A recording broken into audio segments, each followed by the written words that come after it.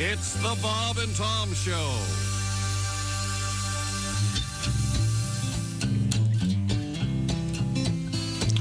Sneezing from the pollen, the chain caught my shoestring, hit the center bar on my bicycle, and almost lost my bearings. I love summer. Good old summertime.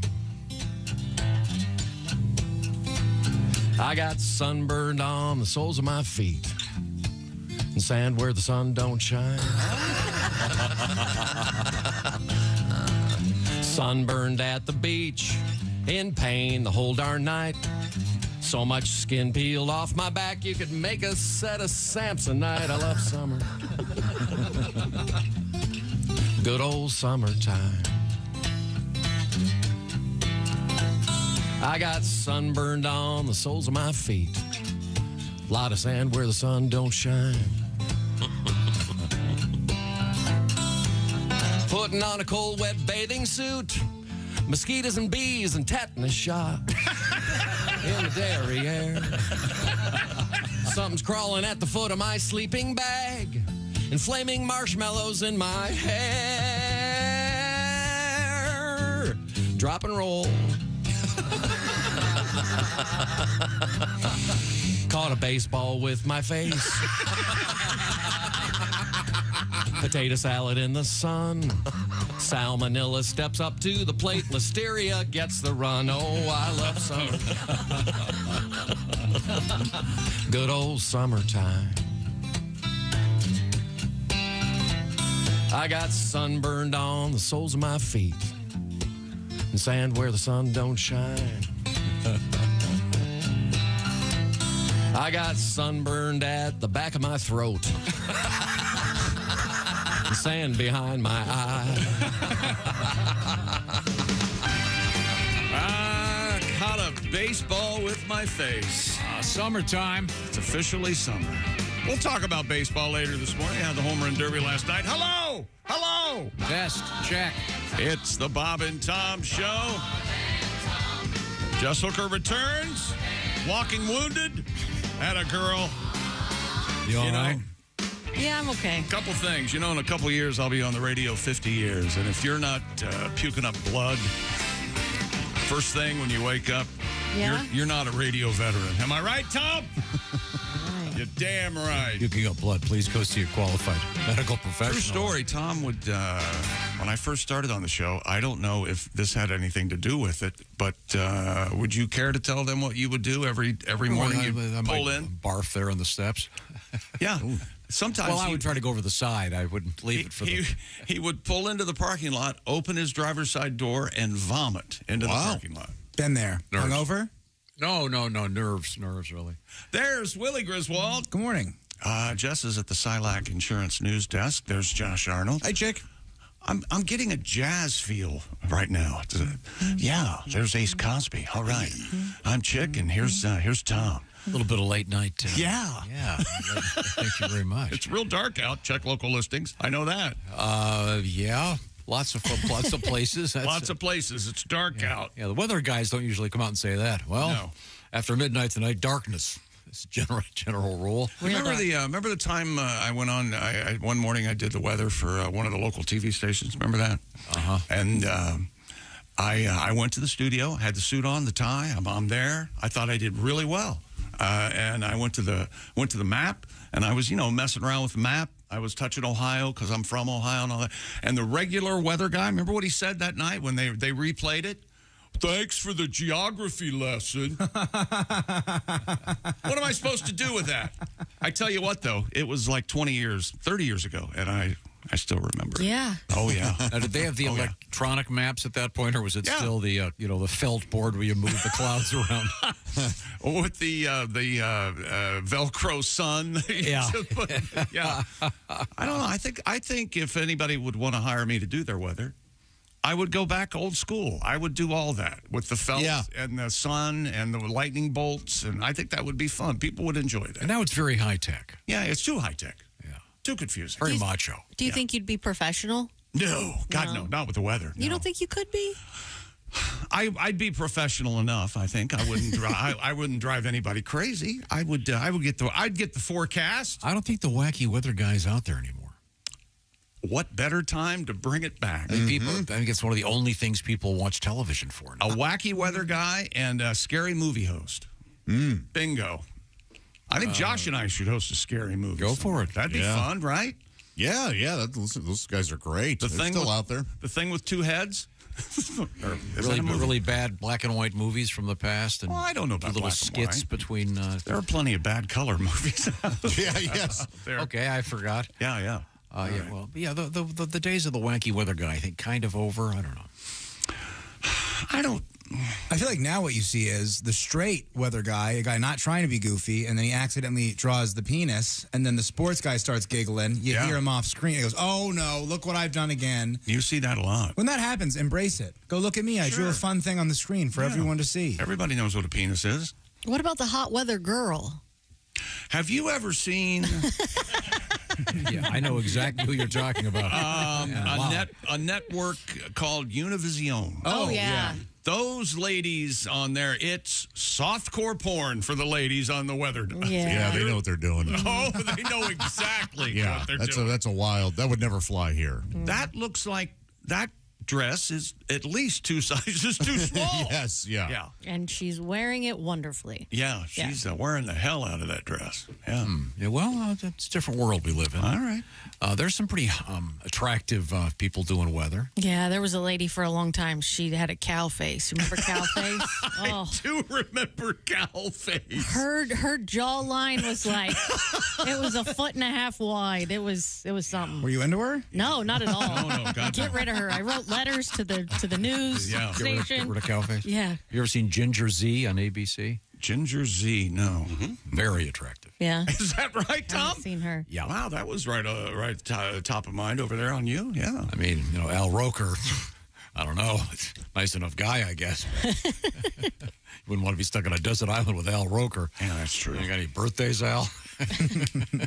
But we're sitting here talking. There are gentlemen out there, and probably women. That's their thing. They like hot weather girls, and they touch themselves to the forecast. Oh, there you go. That happens. Sure. Absolutely. That's their thing. And their special day when it's 69 degrees outside? Well, a 7-day forecast to be their special day. I think that'd be... here it comes, the extended forecast. Here it comes. Cloudy on Wednesday. Coming up in sports, what have you got over there? I got the home run derby last night. We have a brand new champion, and I will read you the rules of the home run derby. Oh. And you can talk among yourselves. You can ask each other questions, but don't speak to me. Am I clear? All right.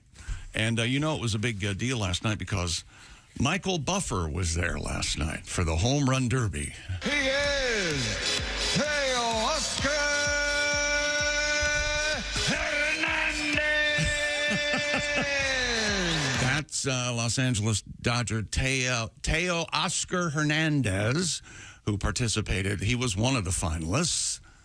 And who was the other finalist? Oh, Mike Witt Jr.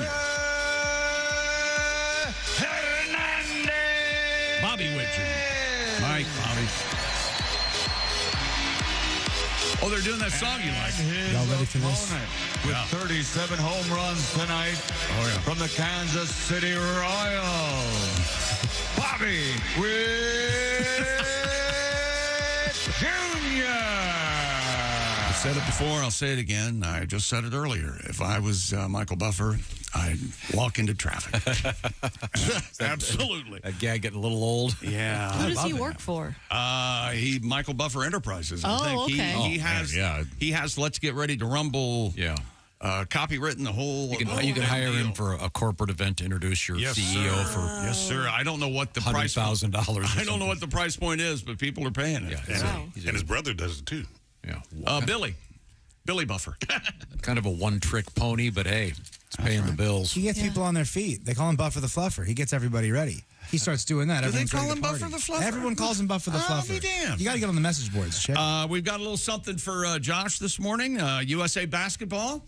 They are playing practice games. They played against Australia last night in Abu Dhabi. Oh, okay. Why do you think they're in Abu Dhabi? That's where the money is. That's right. That's exactly right. That's exactly right. As Willie Sutton once said, that's where the money is. Can you imagine the appointments, the luxurious, nice accommodations for the NBA players in Abu Dhabi? I'm sure there are Turkish surgeons. That's a tricky one to say. Yeah. Coming over, they're getting hair transplants right now. Yeah. They're getting their nail beds replaced. That's something. Well, although interestingly enough, it's hotter here. Well, it's more humid, I can tell you that. Speaking of, and we have a very special competition just for Tom from France. It involves dexterity, balance, and sailing. Okay, cool. All for you, Tom. Drones looking for sharks. We're going to find out about that if you're heading to the beach. That's kind of cool, actually. We have unicycles in the news. AI, of course, in the news, and hairy skin and the human being and what it is all about. Yeah, the hair on your skin. Okay. Something interesting in the world of science about hair and naked flesh. And, of course, we have a little bit of sex news, as always. But right now, it's time to check in with Mr. McGee across the way. Simply Safe, the design it yourself, do it yourself home security system. That's right. You decide how many sensors you need, how many cameras, how many motion sensors, glass breaks. It's up to you. And you know the FBI says most break-ins happen during broad daylight. And what time of the year is it now? There's lots more daylight right now. That's why break-ins spike during the summer. That's why you need Simply Safe Home Security, the only security company I trust to protect my compound. Simply Safe has fast protect monitoring and live guard protection. Simply Safe agents can act within 5 seconds of receiving your alarm and can even see and speak to intruders to stop them in their tracks. No long-term contract. You can cancel at any time. Pricing is transparent and affordable at less than $1 a day and no hidden fees. Easy to install and activate your Simply Safe system yourself. Of course, I've done it. Or you can have a pro do it for you if you like. Protect your home this summer. 20% off new Simply Safe system when you sign up for Fast Protect monitoring. And don't forget about that Simply Safe app on your smartphone. Check in with your house. Take a look at things from the beach during vacation. Go to simplysafetom.com. That's simplysafetom.com for all the details. There's no safe like Simply Safe. There we go. Coming up, we're going to review some fascinating things from yesterday's show. And I'll tell you also about, we got to something in the world of porno, once again, hitting the news. This is the Bob and Tom Show. This is the Bob and Tom program. Good morning. Good morning.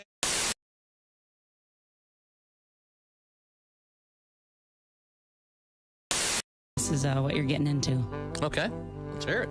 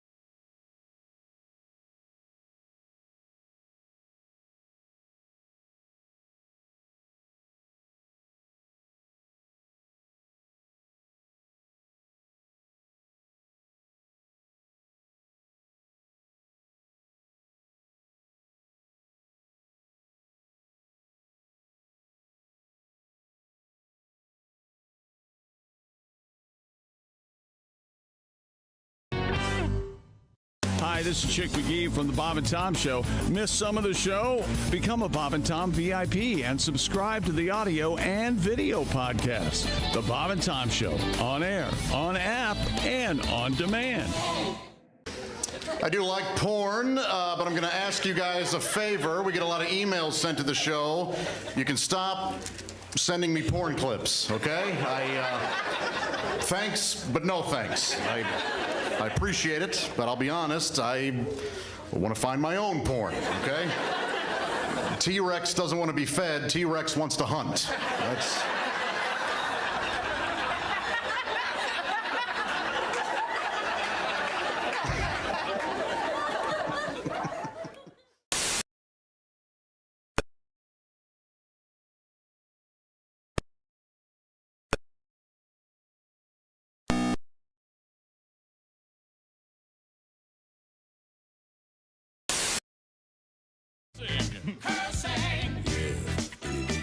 I'm jumping, I'm pumping. Is that your leg I'm humping? Some Clorox will get out this thing. What's his name?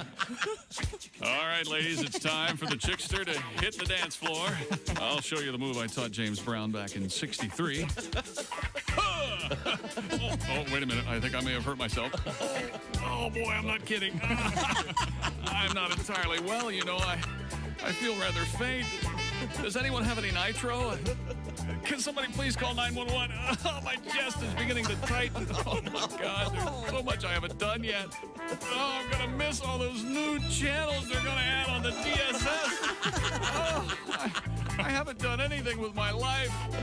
Is that my mother on the phone? Oh. I can't get my breath.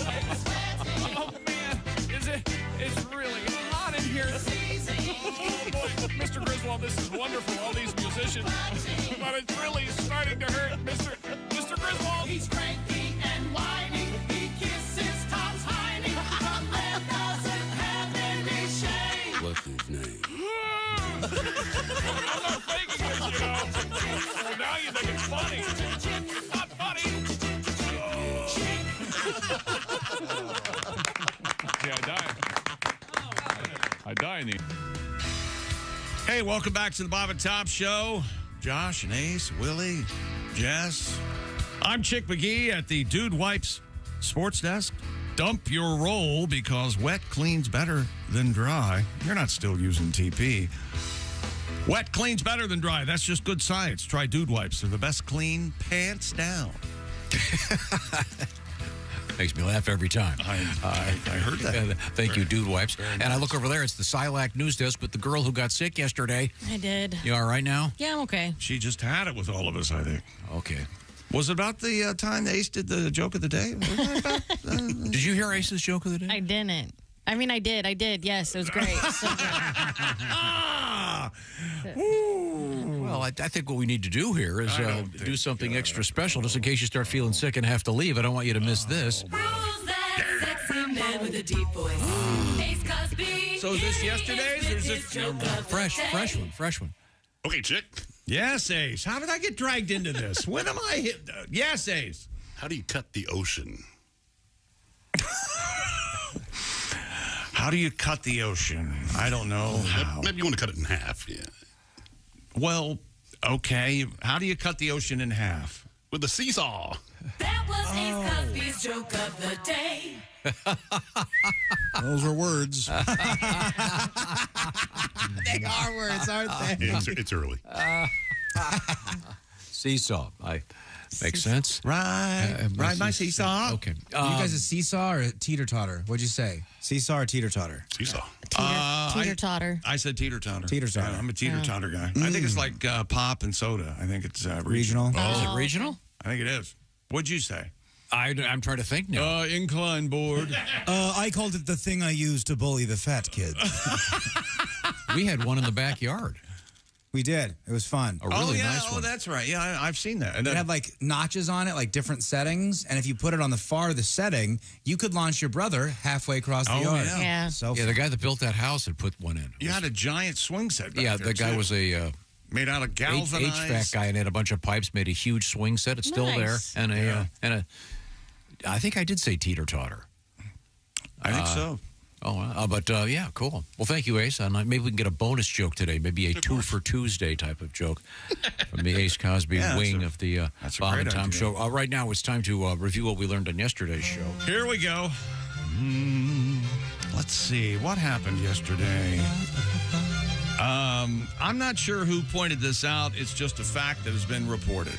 I find it hard to believe that Josh pointed this out, but it says Josh would probably become a cyclist if fans threw potato chips at him. Oh, yeah, Tom said that. Yes, that's what I thought. Yes. Evidently, there was an incident at the Tour de France where that was odd. Weird guy dressed like a banana or something, I want to say. Yeah. He had a bucket hat on. He was shirtless with like a cape around his front, though. Yeah, the potato chips was the least dispering part of that. Yeah, he was an odd man. Yeah. And he was throwing a huge bag of chips in the faces of guys riding by at speed. And he really wasn't throwing them as much as shoving the bag of chips in their face. Yeah. Because they're coming, right? They got inertia on their side. Oh, he they're kind of just rolling. puts the chips right in front of them, and they just have to take it. Why can the spectators be so close? Yeah, that's nuts. Yeah. Well, it's part of the I mean, he wasn't supposed to be out on the track. No way. But part of the thing is that they're right there, so they can see the cyclists ride right by. So you're in favor of that? Yeah. It's the way people are today, you're in favor of them getting as close to the action as possible. Yeah. Wasn't this part of the tradition of the race 4 years ago when some jackass walked on the road and knocked a guy over and they had to like delay the whole start? You remember that? A chain reaction? Everybody fell except for like 2 guys. Yeah. I don't get that aspect of the Tour de France, that there's just spectators wearing goofy suits everywhere. Yeah. I don't know how they keep score, other than time, that's obviously. very confusing. The quickest, I guess. But I mean, they used to do that for Formula One. They'd have the people right there. That ended badly a few times. We could have sat here and talked all morning without bringing that up. Where are you on the bucket hat? I don't see you wearing a bucket hat ever. Do you know what a bucket hat is? I do not. You do not? You wear a version of it. Yeah, I was going to say he wears a sun version of it. It's a fully shaded hat. Oh, okay. It goes out about maybe 1.5 inches. A lot of golfers wear it. Oh, Rapper, yeah. Schoolboy Q. Yeah, wears a lot. and yours drops down the back, though. You have a long back on Yeah, you. You got the French Foreign Legion attachment or whatever that is. Yeah, now I just wear a big, giant, looks like I'm Chinese. You know, one of those big, what are those called? They're bamboo. Aren't they wicker with the large brim? Right, fishing hats. Yeah. So I'd rather not speculate what they're called. Just a big, huge, just to keep the sun off my face. Yeah. In any event, this guy was throwing potato chips at riders, and they were getting ruffled. Sorry. I was wondering that. I like Josh's. They got ruffled. Some of them, they just laid there. No? Yeah. Yesterday was a tough day, though. A lot of obituaries yesterday. Mm-hmm. Dr. Ruth. It did seem like there was... Richard Simmons, Shannon Doherty. Like critical mass. Yeah. A lot of people leaving. Getting their stuff. Yeah. It's very sad. The Dude Wipe Sports Desk. It's brand new. We're very excited over here in the sports department, aren't we, people? Woo-hoo. Yep, that's right. That's my. They're behind glass. We couldn't expect my entire staff of the Dude Wipe Sports Desk. There are Dude Wipes in the building here that we can take advantage of, and it was pointed out yesterday there are Dude Wipes in the ladies' bathroom. There are. And as well, even though they plainly say, "Dude, why?" A lot of dudes use that bathroom. That's true. We have a whatever you call it, unisex. By the way, do you ever go to places? There's one place I go in particular where the bathroom is labeled "We don't care." Mm-hmm. Yeah. Not some of them will have the men and women, but this one just says "We don't care" in big letters on the door. You don't have to actually use the toilet? Whatever you want to do. Yeah, they're going to have to start amending that. No, I think... We don't care. Oh, I left a... We care about where you leave it. Yeah. We don't care what it came out of. Okay. So long as it goes into. Okay, that's a little more specific. Yeah. Yeah, please go into the room. We don't care what... We don't care just seems a little hostile. Does it? Yeah. Yeah. I don't know. I mean, whatever. I don't care. I don't care either, but... we had interesting cannabis news yesterday in the world of shepherds. Remember this one? The sheep were getting high? Yeah, the sheep broke into some guy's marijuana business, and we're all stoned. Got all high. And apparently... On dope. And I suggested we tell people that if you smoke their turds, you'll get high, too. What? Yeah. Now that the sheep are smoking all the pot. Oh, so it would go into their feces. Don't you remember the story about the coffee made with the coffee beans that have to be eaten by... A civet? A special wild cat? Yeah, I don't think stoners are into that. I think that's more for the uppers crowd. They're the ones that... So the cats eat the berries, and then there's somebody who the cats eat the coffee beans, and it's the world's most expensive coffee. They go through the cat's leavings and get the beans and then make coffee out of it. So they tell us. Why, they're not doing it. Why would they go to the trouble? You're not buying it? How much was it a pound? How much is a pound of really good coffee? I think it was several $100s, wasn't it? That's what I thought, Yeah. And what is the animal called? A civet, I think. Like pivot, only with a C, I believe. I don't know. Seems right. Yeah, I can't seem to find that. I did find the one about the bird poop in the coffee. But well, you continue. I'll see if I can find Jess made this proclamation yesterday that she likes sex first thing in the morning. That way nobody has a chance to say something stupid and wreck the entire day. Man, that's such a funny philosophy. Get right to it. Get it out of the way. It works. Yeah. There you go. Yeah. Morning breath can be a real buzzkill in those moments. Place your face away from each other's face. Keep your face away from my face. Yeah. Yeah, if my face is here, get your face. Your face can be anywhere else. It'd probably work out better. I said morning sex, not morning kisses. Get out of here. What does kissing have to do with sex? Yes. Thank you. Do you ever keep gum in your in the bathroom or? Huh? No. No? To freshen your breath before an intimate moment? No, maybe some mouthwash. No, I've got mouthwash really. Green, yeah. You've got a thing right now. You know that, right? You've got a gum thing right now. That's because I have an ear problem. You didn't chew gum for I don't decades, and now all of a sudden you're all about chewing gum. Again, my doctor makes me do it. I don't. I haven't chewed gum in years. Your doctor has said you need to start chewing gum for your ear. Yeah, there's a certain thing that makes sense. There's a certain thing that happens to my ear. It's far too complicated for me to explain. It's got a lot of big words, so just trust me on this. Like when you chew gum on a plane. Yeah, your ears pop. Yeah. Or keep them from popping. What kind of gum you like? You like a spearmint? You like a bubble gum? I've got some in the car. It's watermelon, sugarless. It's delicious. Is that right? Oh. Delicious. Oh, I buy them by the truckload. Case? Yeah, the big plastic cases. Is it helping? Yeah. Yeah, good. Is that right? Yeah, sometimes I have to hear. Yeah, it's this weird thing that happens to my right ear, and I have to chew. Do you ever put sweet oil in there? Do you ever hear about this? Is this a white trash thing? You put oil in your ear? I have heard about that. I've never known. Yeah. Did you do it? I remember plainly laying on the couch when I was like 7 or 8 and putting so my mother could pour oil into my ear because I had an earache. Yeah. Okay. Did that help? I was terrified and crying, so I kind of forgot about my earache. I remember that part. I see your sweet oil, and I raise you cigarette smoke. Oh, they went with that route? Yes, blowing cigarette smoke. Yeah. Horrible, horrible. Like I had tubes and all those things. I had bad ears growing up. And, yeah. Make sure you use Camels. Marlboros won't kill the bacteria. Yeah.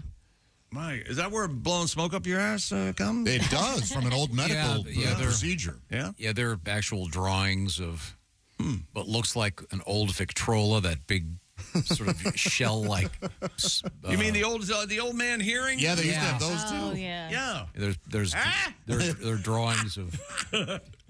And wouldn't they put them next to a fire to really get the smoke going? Oh, no, they'd have bellows or something. Oh, my gosh. Yeah. Blowing smoke into your ear. That doesn't seem safe at all. You imagine go to the doctor's office and, well, he lights up a Marlboro. Bend over. Oh, here it comes. There were a few things worse than an earache as a kid. Oh, the worst. Those got brutal. Toothache and an earache. Yeah. Okay, what else you got over there? Did your doctor smoke when you were a kid? No. You didn't have that?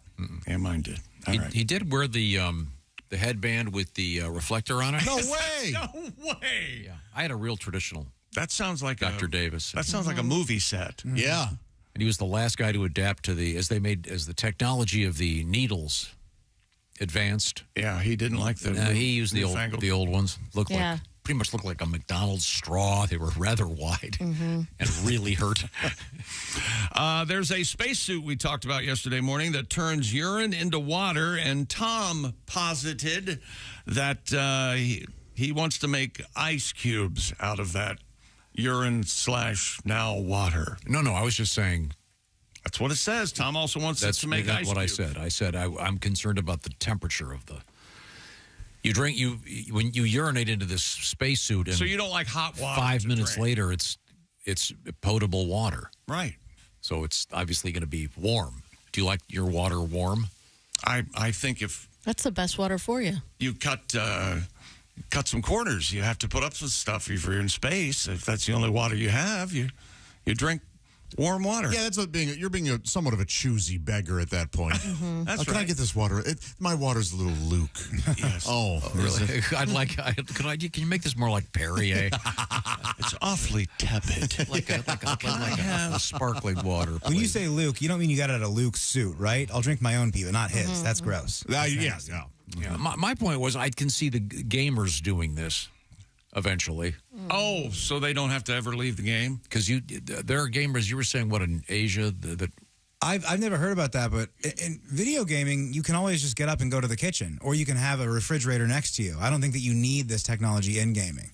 Maybe there are guys that wear diapers because they're marathon gamers. They're going so serious, but I don't think they want to recycle their own juices, so to speak. Where are we on the furniture that has some sort of refrigerator device in the actual furniture? So Love you it. Can just reach down, open the door, grab a cold one, Andy. Shut the door.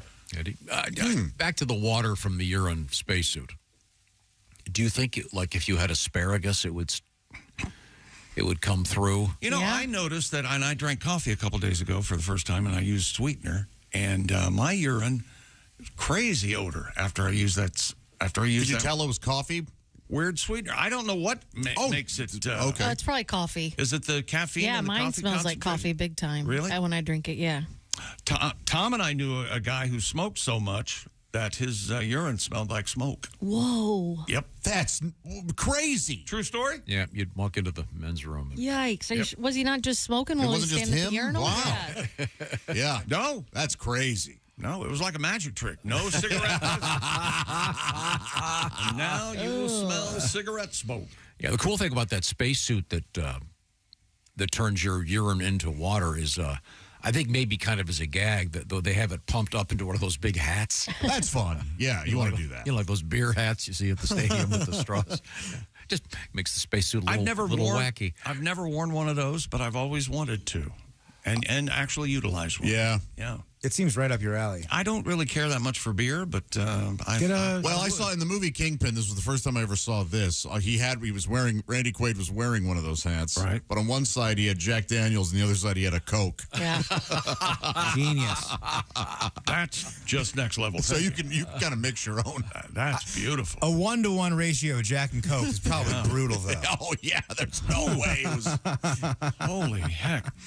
Everyone in the room yesterday felt like walking out of the show at one time or another.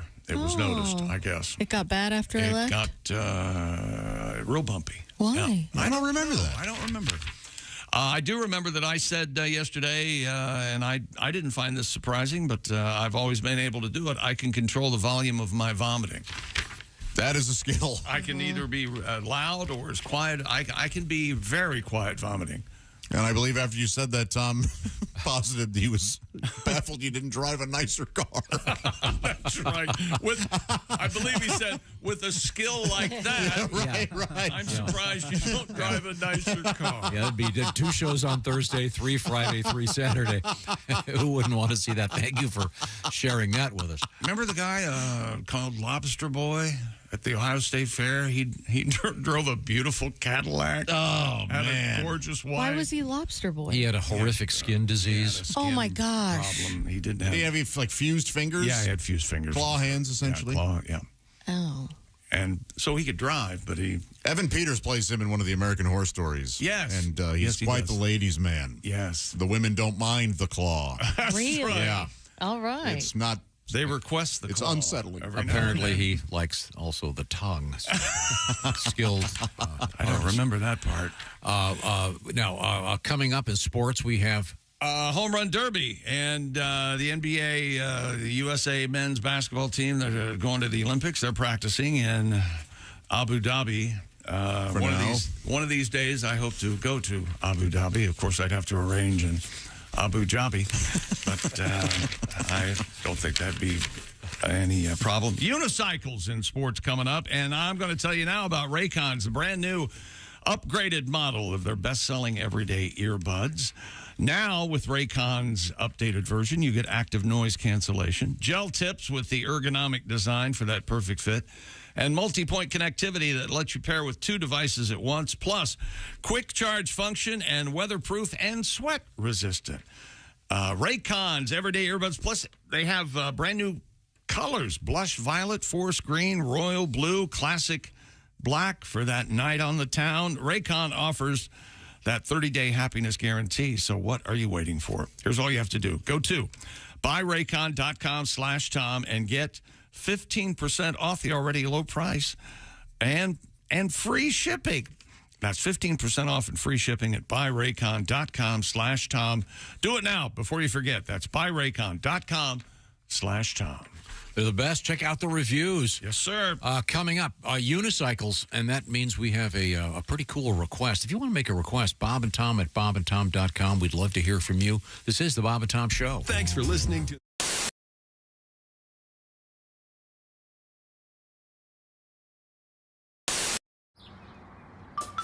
Is that Chick McGee? Why, it sure is. Chick McGee, who knows that an annuity from the folks at Silac Insurance Company means a retirement check in his mailbox every month. Chick works on perfecting his mailbox opening technique. Easy, Mr. McGee. Don't blow that elbow out. Chick isn't quite retired yet. He's just practicing for it.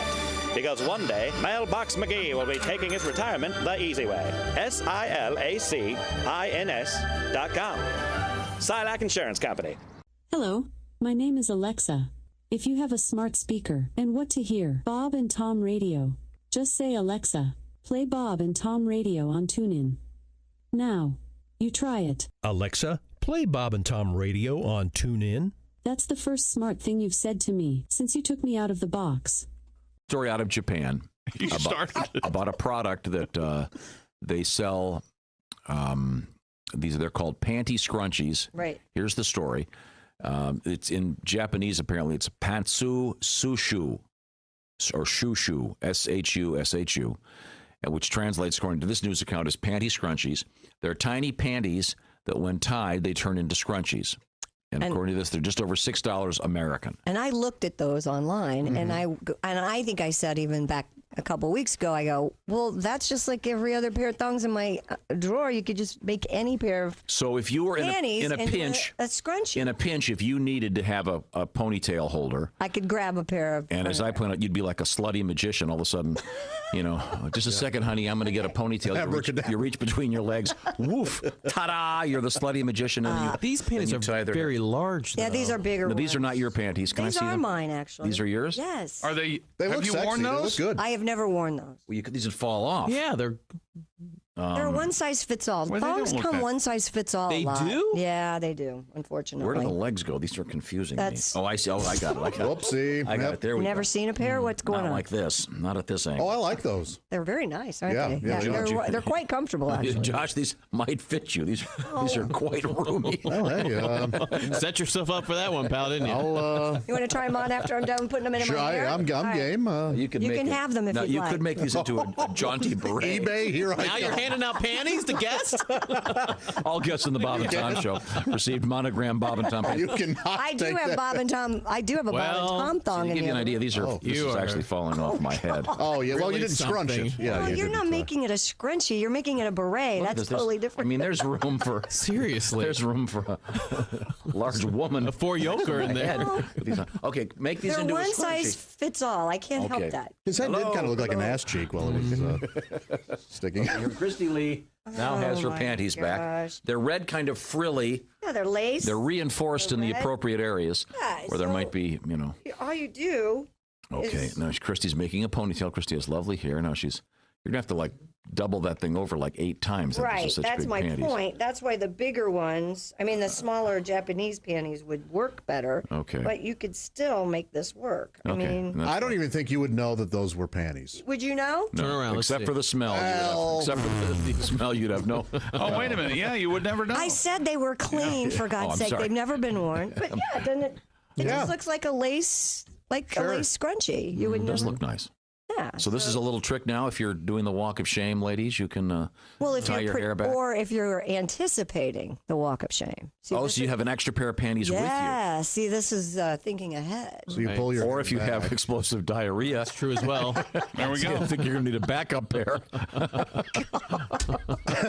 Usually take your panties off. No, before usually you women have- just carry them in their purse, Okay. but I guess you could do that. It's kind of cool. Good to know. So anybody could do it. And so she's right. Christy's right.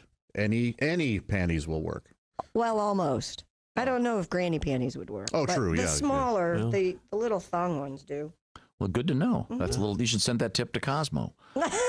We could send him the video. We have made a little video here of Christy putting on her panties on her I'm head. sure that was very exciting. So you need to use them as the hair tie before you use them as panties. I had it backwards. Yes, Tom. You don't use dirty panties as I a see. hair. Did anybody else just see Christy shake her hair out like Yeah, that? It was put pretty that in awesome. slow motion. It was pretty awesome. Yeah. Oh, Wow.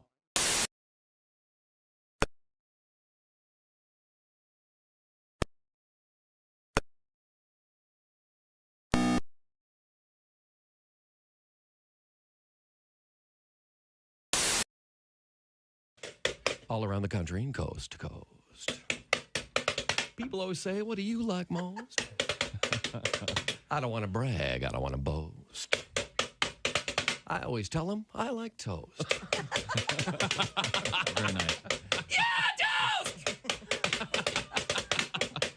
Toast! I get up in the morning about 6 a.m. Have a little jelly, have a little jam. Take a piece of bread, put it in the slot. Push down the lever and the wires get hot. I get toast. Toast! Toast! Now, there's no secret to toasting perfection. There's a dial on the side, and you make your selection. Push to the dark or the light, and then, if a pop's too soon, press down again. Make toast. Toast!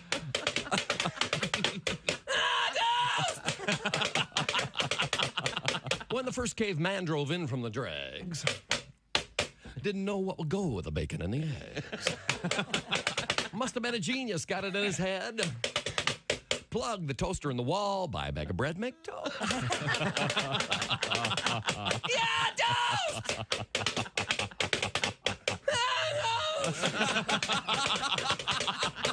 Oui, monsieur, bonjour, coquette.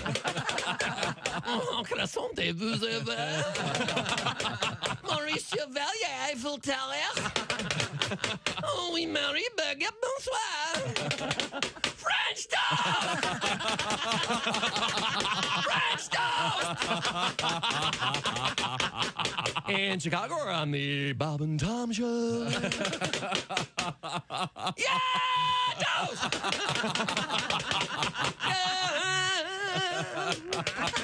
Toast. Coming up today.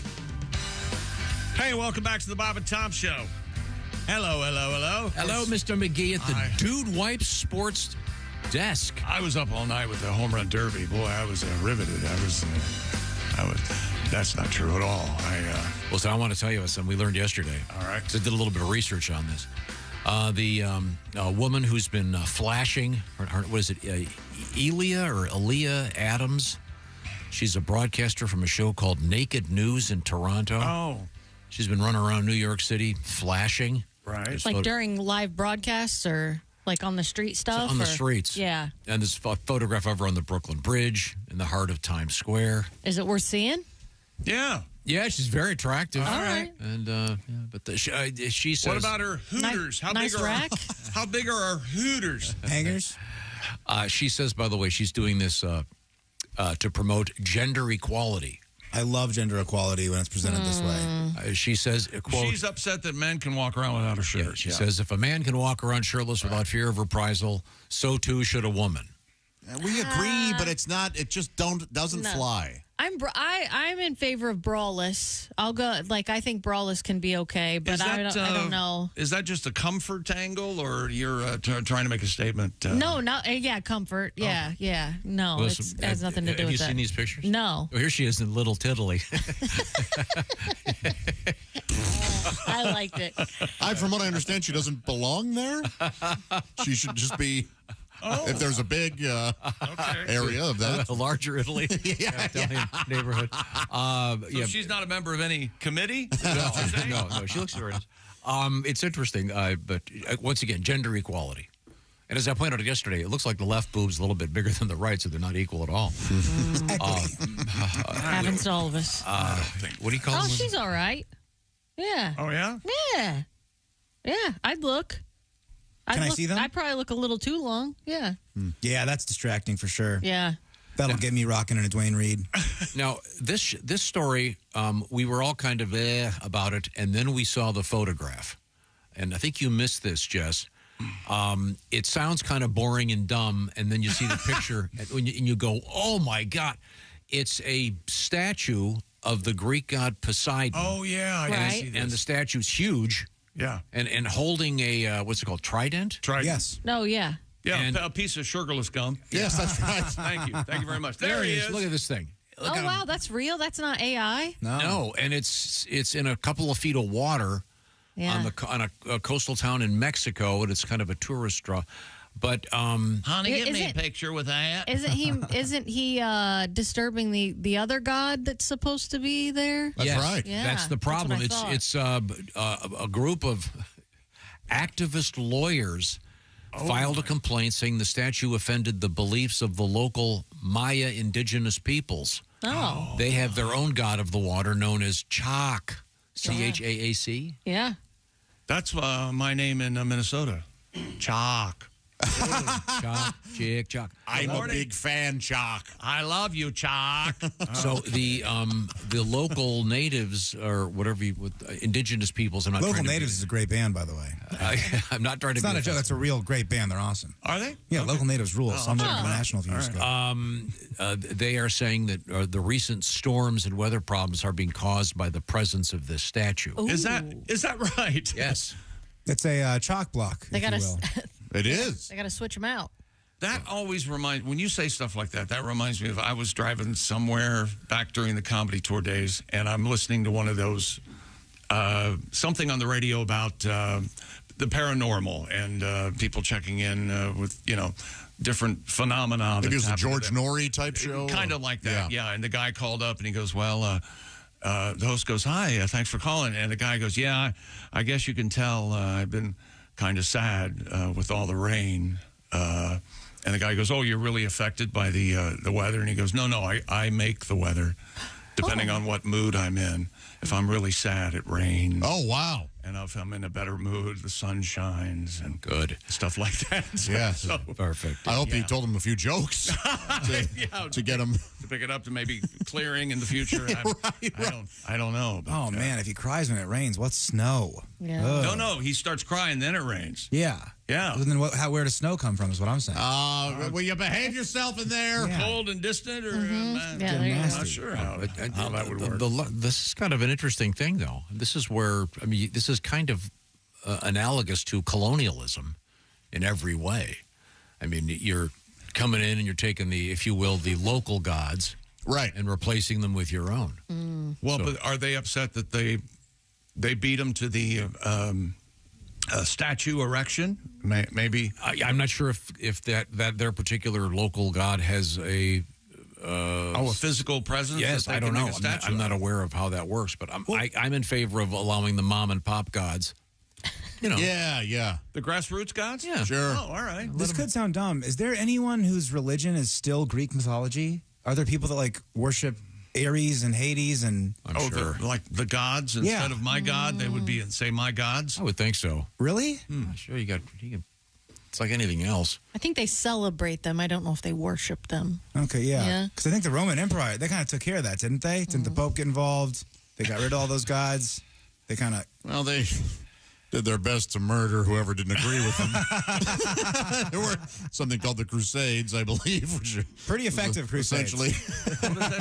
What is that one great quote? I forget who the guy was on the show who said it, but the best part about a religion is keeping some people out. Oh, yeah. You got to draw a line somewhere. Yeah, so is Montezuma, is that... I know he gets revenge, Tom. Yeah, but was that a god? Was a real person, right? I'm not too sure on that, but I'd love to learn more about that. I think that they thought that Cortez was Montezuma. They actually thought that he was a god, I believe. Yeah, I don't know. But in any event, I thought it was a pretty cool statue. It is cool, and the locals are very upset about it coming. Well, maybe move it. There's plenty of ocean. Mm-hmm. There you go. True. It doesn't have to be there. Dude, that'd look great in front of a TGI Fridays, the one by my house. That would look super cool by that retention pond they got. I've always wanted to steal a big boy. I've always wanted to do that. I don't know what I'd do with it. Don't you remember what happened? We talked about that one time on the air, and somebody brought us one. I remember that. Yes. Oh no. Really? That happens? So let's not do that. I would like a P.F. Chang's horse. Now you're talking. No, it happened. We had to get rid of it. Yeah.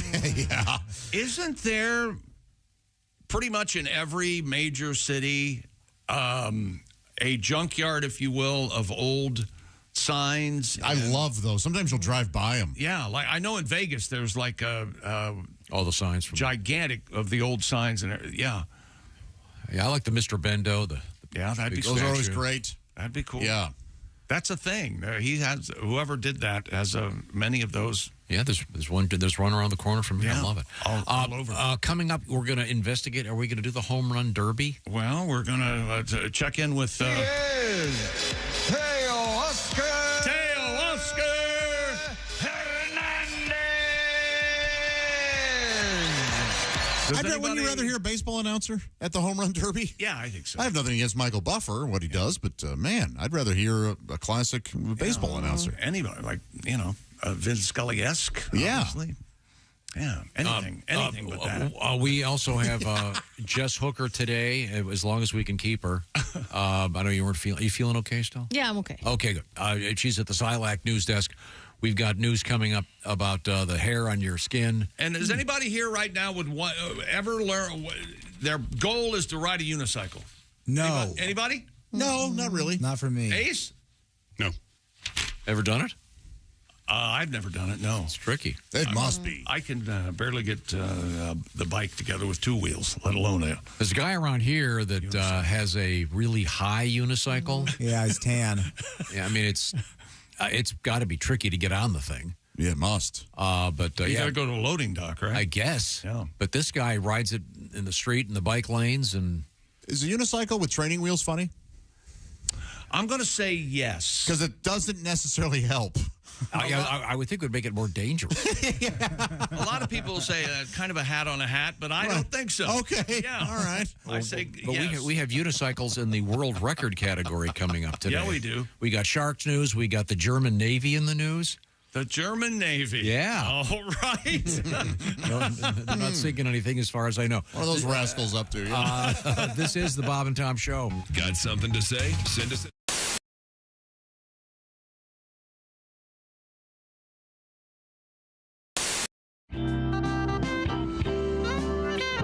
Here's why I like soccer now. I love to see our soccer team lose, not because I'm against them, but because I love to see the look of disappointment in all these fake bandwagon fans. I was in the airport when Landon Donovan and the boys lost. People were in the airport crying. And we're just so proud of them. We love our soccer team. Really, name 3 players. How true? Just say you like soccer. First of all, we shouldn't even have a soccer team. We should have soccer players, but our national team's only function should be to go to other countries and allow them to stomp us because they can't beat us in anything else. We go to every other country. We take their best athletes in all their other sports. Soccer is the only thing they still have a shot at beating us in. why would you steal that country's joy? We still have fun. We still have porn and other things that make us happy. A tremendous sport. Yeah. These other countries, all they have is that. And the last thing they want to do is lose to somebody they hate in the sport they perfect.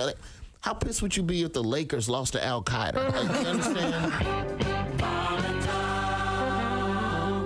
I'm so sorry. Wow. Hello, Bob and Tom Show. Bob and Tom, it's Kenny Tarmac. Kenny. Hey, Shooter, we just landed. Where are you? I'm in ATL, just got in from FAT through MCO. Nothing like a red eye out of Fresno to start a Friday. Wow. I know. Hey, Chick, I was going to update you on my fantasy league. Okay, go, man. You won't believe who I got going this week. Damn, hang on a second, guys. Oh, okay. It's my sister buzzing in on my burner Bluetooth. You've reached the voicemail of Kenneth Tarmac. If this is his burnout sister asking to borrow money she'll never repay him, press 1. Just kidding, sis. What's up, Jinbo? Really? Well, I'm sorry, but well, to be honest, I never liked that damn dog. No, when he humped my J. Crew khakis at Thanksgiving, remember? Well, what does the vet say? Oh, my gosh. $6 grand? I'm just saying this dog is just like your Civic. You're upside down in it. You're breaking up. Move closer to a window. How many bras did he eat? Well, Mom told you about smoking your jazz cabbage in that tiny apartment. Sounds like oh, boy. Yeah, well, apparently I should have become a vet because that's almost more than I make off commission as a Region 4 sales rep at SmearCorp. No, I'm not bragging. I'm just saying I'm not the one who got divorced, kept the dog, and then got fired from Quiznos. I don't know, Jed. Your dog's too ugly for a GoFundMe. Well, and not to mention, just think about the pitch. Please help save a dog named Keno. Yeah, those are good odds. No, next dog at least go with blackjack or craps. Hang on, Skyhag's coming over. We've already landed. What? It doesn't matter what position my tray table is in. I'm running numbers. Oh, ma'am, are you familiar with the McCurdy Award? I know you're doing your job, but unless you also happen to be a vet or can Venmo 6 G's to my stupid sister, get the hell out of my personal workspace. By the time we're about to have a Code 7, I'll call you for Phoenix. Boy, he has a lot going on, doesn't he? Oh, man. Oh, man. It's Cosby. Here he is with his joke of the day. What did the judge say when the skunk came into the courtroom? Oh! What did the judge say when the skunk came into the courtroom? Odor in the court. That'll be getting told in courts throughout the country. Odor today. in the court. Oh, man. I'm just getting ready for there's 1, 2, 3, 4, 5, 6, 7, 8, 9, 10, 11, 12, 13, 14, 17, 18 wheels on a big rig. Everybody, here we go. Oh, there's 1, 2, 3, 4, 5, 6, 7, 8, 9, 10, 11, 12, 13, 14, 17, 18 wheels on a big rig. And they're rolling. Okay, let's back them up. Here we go. Oh, there's 18, 17, 16, 15, 14, 13, 12, 11, 10, 9, 8, 7, 4, 6, 5, 4, 3, 2, 1. Wheels on a big rig. Okay, the even numbers. It's an easy one. Oh, there's 2, 4, 6, 8, 10, 12, 14, 16, 18 wheels on a big rig. And they're rolling. Okay, by 1.5. Here we go. Oh, there's 1.5, 3, 4.5, 6, 7.5, 9, 10.5, 18 13. We on a big rig. And they're rolling. Okay, the odd numbers. Here we go. Oh, there's 1, 3, 5, 7, 11, on a big rig. And they're rolling. Math is hard. Okay, Roman numeral. I'm here. I'm ready for this one. All right, go. Oh, there's I, V, I, X, I, wheels on a big rig. Very good. Roman. Okay, Roman numerals backwards. Here we go. No. Oh, there's XV, I, XV, XV, X, IV, XI, XI,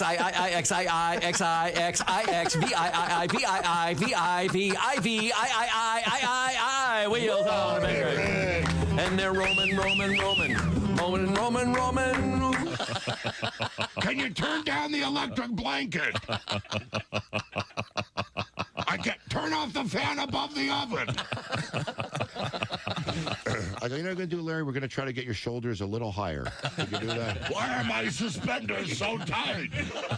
Because they don't go around your Larry. That's why they go. See, if you let them go, the shoulders will do that. You won't look like you look like a vulture in heat. Muncie, hello. Question for the skinhead. My most recent marriage was a disaster. It made the wreck of the Edmunds Fitzgerald look like a fender bender. Wow. Sorry to hear that. Hello. And you remember Lord's famous line about gun control. Yes. The relationship taught me a lot. It taught me they won't sell you a handgun if you're crying. You don't say we didn't warn you. Oh, my God. There's laughter ahead. This is Bob and Tom Radio. Hey, welcome back to the Bob and Tom Show. Jess Hooker at the Silac Insurance Company News Desk. Hello. And be sure to go to silacins.com and check out the fabulous Chick McGee and the Academy Award-nominated video presentation. I like to call it, it's titled Going to the Mailbox. Oh. It's really something. Sounds intriguing. Yeah, really it's worth checking out. You're darn right it is. By all means. There's Willie Griswold. Really good acting, Chick. Really good work. Thank you very much. There's Josh Arnold. Hello. Ace Cosby's here. Hey. I'm Chick, and here's Tom. And Chick is at the Dude Wipes Sports Desk. Ta-da! Remember, dump your roll because wet cleans better than dry. Are you still using TP? I am shaking my head no. You know, wet does clean better than dry, and that's just good science. Try Dude Wipes. They're the best clean, pants down. I got a letter. It's like a shower in the middle of the day. Yes. You were saying that, I don't know how you brought this up. I think we have a new story about skin coming up. Yeah. Human skin. You mentioned Lobster Boy. Yes, he was a staple. I don't even think they do this anymore, and thankfully. Fortunately. Yeah, they don't have the They used to call them freak shows. The so-called freak show, yes. And in a lot of cases, the freaks were... The bearded woman. And, But in some cases, it was people that had serious physical anomalies. Doesn't our friend Drew Hastings bemoan the fact that there's a serious lack of freak shows? Yes, Dear Bob, prenatal care is ruined. Dear Bob and Tom Show, Chick is right. As a kid, I went to the Ohio State Fair and I saw Lobster Boy. Oh. But Lobster Boy was expensive. Oh. All the other shows were a quarter, but Lobster Boy was market price. Great job. Oh. Really good. Thank you, sir. Ladies and gentlemen. Ace is shaking his head yes. Yeah, he agrees. Yeah, Lobster Boy was some guy that had some horrific skin. Just in Ohio? No. Probably, no. They would tour. Oh, okay. Yeah. Okay. Yeah, the freak shows would be part of various fairs and all across the country, man. After my time. He went to the Texas State Fair. Texas and Ohio always had that battle, which state fair was bigger, I guess. Whatever. But there were, I think most famously, the so-called Siamese twins would be part of a... You had your pinheads, your... Yeah, it's... You had your woman with the probably debilitating psoriasis, something, alligator woman. Did you ever see the movie Freaks? No. Give that a watch. It's really something. Is it real? Todd Browning used real freaks in it, but it's a fictional movie. The guy who in Freaks, a guy can light a cigarette and he doesn't have any arms or legs. It's amazing. He strikes a match. Yeah, it's lights a cigarette. Very disturbing. And smokes. He can also carry a knife in his teeth, as we learn. He can carry a knife in his teeth. You may not want to see it because you can't unsee it. This is also explored in the Jake Gyllenhaal film Bubble Boy. Yes. You're familiar with that one? Love that movie. Okay. Yeah. Well, yikes. Okay. Well, thank you for the letter, sir. Last night, the Home Run Derby at Arlington, Texas. Tonight will be the Major League Baseball All-Star Game with Paul Skeens on the hill for the National League and Corbin Burns, the Orioles' Corbin Burns. From L.A. Law. No, that's his son. Corbin Burns' son. The Orioles. Both of you cut that out. Yeah, I got good news last night, though, for Roseanne Barr and Carl Lewis. They no longer have the worst national anthem. Really? Oh no, there was a rough one. That is such a thankless gig, though. Really? No, it's almost, it made me angry. It was so bad. Who did? Was it anybody of? Yeah, she's a singer. She went to the Berklee School of Music. Allison. She was in a Ingrid. I give these folks Ingrid Andress. a very wide berth. No. You never know what they're hearing. If there's something wrong with the monitor they're hearing. Yeah, I don't know, man. You can never tell. It was a rough one. That's all. You It don't have was to so bad. Right when she goes, just the first time she has to go up, you can hear her kind of not make the note, and she started, I think, a little bit too high. So when she's hitting the high note, she just and that's can't. the classic. Everybody says don't start too high. You got to right? start. Yeah. Oh, say. Yeah. Because when the Rockets' red glare started coming, trouble. You might be right, Josh, because looking at her face, she looks like she thinks she's killing it. Okay. Yeah. Yeah. You never know what they're hearing. But Yeah. That is fascinating, unfortunate, isn't it? That some people think they can really sing. But she's had a handful of like top 40 songs. What I'm saying is she probably can sing. She was hearing. I think she's who knows? Grammy Award winner? Grammy nominated. Or Nerves got the best of her. 4-time loser. 5. Sorry. Five yeah, now. five now. I'm sorry. We don't have to hear it. It's painful. I was under the impression we weren't even going to talk about it. But I couldn't apparently resist. I did see where she was in an a cappella group called Pitch Slap. Pitch Slap. Pitch Slap. Pitch Slap. Yeah. That's kind of witty. I know. I thought so. Nothing worse than an aggressive choir person. Oh, you like That's a rough. You're you right. like Pitch Slap. Which is worse? An aggressive comedy improv guy or an aggressive choir person? Hey, we need a suggestion, but it's got to be punk rock. I mean, they're both awful. Yeah. Hip hop teacher, I would put in the same category. Oh, yeah. Never. Always embarrassing. Yeah, Yes. like a white woman that goes into like an underprivileged neighborhood. Like, I'm going to get them to think that Shakespeare's their new favorite rapper. Like that kind of stuff. Oh, God. Michelle Pfeiffer. Oh, yeah. Well, she would have been shot day one. I really don't like any of those movies. No. Like Blackboard Jungle, I like. To Sir with Love, did that one? I've never seen that, so I should see To that. Sir with Love, I've seen it. It's wonderful. Sidney Poitier and He's Lulu. also in Blackboard Jungle. Yes, and you know who else is in? That's Glenn Ford, right? Blackboard Jungle. Yeah. And Jamie Farr. Yes. Is in, and Vic Morrow. He's just a smiling sort of... one of the punk kids. Yeah. Oh, Vic Morrow's a total monster in that movie. Yep. And people say that's the first music video, if you will, because the screen's blank and then you hear 1, 2, 3 o'clock, 4 o'clock. That's the way the movie starts. That's a good movie. Kaboom. It's pretty good. All right. It's worth a watch. So who won the home run derby? Los Angeles Dodgers' Teoscar Hernandez won the home run derby. He beat a local boy from Arlington, Texas, Bobby Witt Jr. He plays for the Kansas City Royals. 14-13 in the final round. The 31-year-old Hernandez hit 49 home runs over 3 rounds, and they say the distance of all those home runs totaled 3.98 miles. Wow, that's awesome. He's the first Dodger player to win the Derby. Kansas City has never had a winner. Witt, who is the focus of this limerick with Tom Griswold. There once was a boy named Bobby Witt, who oddly had the most enormous... Whose sister had a 4-inch. No. 4-inch. That's long. I'm not saying slit. Oh, okay. Hey! Well, we can go down. There's several words that are very inappropriate. And tonight, the Major League Baseball All-Star Game with the Pirates' Paul Skeens on the hill for the National League. And, as we said, Baltimore Orioles' Corbin Burns for the American League. No relation. Do you get the Corbin Burnson reference, either of you guys? No. Willie? No. Burnson. You're not an L.A. Law watcher at Major League? Did you ever see that movie? Major League, yeah. Who was he in Major League? Dorn. Dorn, the third baseman. Oh, yeah. Okay. Yeah. I didn't know he was in L.A. Law, though. He was the star of L.A. Law, wasn't he? Becker? Was that his name? Beckman? Or? Arnie Becker. I never watched it. Arnie yeah. Becker. Really? Yeah. Huh. I'll be damned. I was a moonlight. It wasn't just Law, chick. Yeah. It was L.A. Law. Yeah. It was L.A. Remember, that's what Lori Partridge, they kicked her out of the band and she went to be a lawyer. What kind of law did they practice on L.A. Law? Probably some incident on Rodeo Drive with shoplifting, some incredibly rich. A lot of very glamorous stuff. I would think so. It wasn't really tedious. It was a stock arbitrage fraud. Really complicated.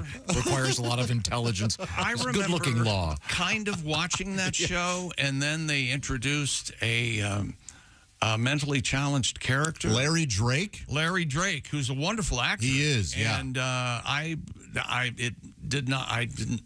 Made me uncomfortable. So Was he meant to be a lawyer? I never knew as a kid. I thought he worked in the news, the mail room. Okay, or yeah. something. But yeah, Great actor, but almost too good because you thought you didn't know he was not right. Yeah, right. Yeah, but he's showing people can do what they can do. Oh, sure. Their heart was in the right place. Absolutely. But we have coming up, as you mentioned, the importance of the unicycle in contemporary culture. And a story just from Tom involving sailing and balance and an idiotic competition. It's all for Tom. We're all animal lovers and always happy to have a great veterinarian. Animal? Except cats. Yeah. Oh. And we got a story about a guy that is an animal chiropractor. Oh, no kidding. Nice. I don't like this. Have you seen the videos? I've seen videos of just It's cat. terrifying. The cat's fine. Just leave him alone. Right. I don't want to hear sounds like his neck is snapping. The cat's going to figure it out, right? I don't trust these guys. No, they may need help. Sure, this guy's literally is flown all over the world. I have wanted to do a chiropractic Oh, really? work on, Yeah, because there's no rich idiots with too much money that don't want to spend money helping people, but want to make sure their cat gets adjusted. What? He didn't fall too far from the old apple tree, did he? But I mean, like exotic animals at zoos. He's helped with back problems. I don't know anything about it. Granted, most of his clients are dachshunds, but yeah, they... they charge extra. I'm into that. A wiener dog getting his back cracked, I'm very into that. See the spine on those things? Yeah, Holy hell. they always have back. That's like a foot long. I was just thinking about this. Technically, if he does like a giant those giant turtles, yeah, he's making a house call. Oh yeah, that's right. See, Because they live in their shell. You see. Okay. Oh boy, that went nowhere. I laughed out loud for 10 seconds. Yeah. I thought it was incredibly enjoyable. Yes. It's like you want us to carry you out of the room. Pop the champagne. Whoa! Did you hear what he said? I'm just stalling. Okay, I'm done now. We have this portion of our program to talk about, and it's brought to you by BetterHelp. This is the world we live in, social media. You look at it and go, wow, the Johnsons are sure having more fun than we are. They're better in every way. They have a nicer car. Stop that. It's not important. What's important is being a good person and feeling good about yourself. And comparison to other people is the thief of joy. That's where therapy comes in. Stop envying other people. Get it together. Start feeling good. And you can focus on yourself. It's not a sign of weakness. Actually, it's a sign of strength. And that's where BetterHelp comes in. What it's all about is giving you an easier way to access quality therapy. So if you're thinking about therapy, give BetterHelp a try. The interesting thing about it is it's all done online. So it's a lot more convenient. You don't have to drive across town. You can do it like you're on a phone call or with like a Zoom call or even texting back and forth, because you'll be assigned a therapist after going through a questionnaire online and matched with a licensed therapist. And like I said, the therapy is done online. So stop comparing and start focusing with BetterHelp. You go to betterhelp.com/BT show today. The /BT show part will knock 10% off your first month. That's BetterHelp, HELP, betterhelp.com/BT show. Learn more about yourself and start feeling better, and don't compare yourself to everybody else. You're doing okay. Now, when we come back, we're going to find out about doggy chiropractic and sporting news with Chick McGee at the Dude Wipes Sports Desk. This is the Bob and Tom Show. Bob and Tom 24/7.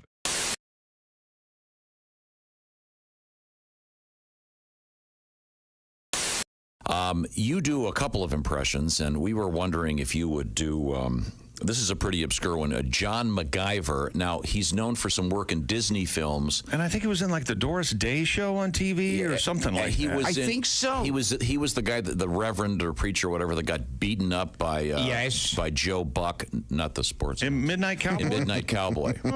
And maybe your vocal impression will bring back the memory to some of our listeners. Yes. They see right now, everyone's going, quick, honey, he's going to do the John MacGyver imitation. Quick, gather around the radio, kids. Oh, yeah, I know who that guy was. Everything in this company must be done according to schedule. We will have no slackers here, sir. No slackers at all. This company is run like a tight ship. Ladies and gentlemen, once again, for the 5 or 6 of you that get that, amazing, you are welcome. The minute you see him, though, you know who he is. Oh, so good. John's great. Yeah, John went to Columbia. Did you know that? I did not know that. So what was the Disney film that he was? He was in. Oh my gosh, he was in Bed Knobs and Broom. Was he one of those like the Apple Dumpling Gang? Like okay. He's one of those guys you see him and you just go, oh, that guy. Yeah. Yes. Well, I remember him from Breakfast at Tiffany's. He's been in a lot of. He's in the Of course, Manchurian you remember him Candidate. from Breakfast at Tiffany's. It's my favorite movie. He plays the father of the woman that Lawrence Harvey falls in love with in Manchurian Candidate. Oh, okay. Tom, would you like me to do my impression of Mickey Rooney from Breakfast at Tiffany's? No, I would not. Oh, is that no good anymore? Okay. Yeah, that, probably not. once again, Don't you have to go get your Howdy, go right, Gilbert, unfortunately, that's dead on. it makes it makes the Asian character in Mr. Magoo look not quite so racist. Yeah. Oh, yes. That's how sad. That no good, Mr. Magoo. Can we do one more obscure impression? Yes.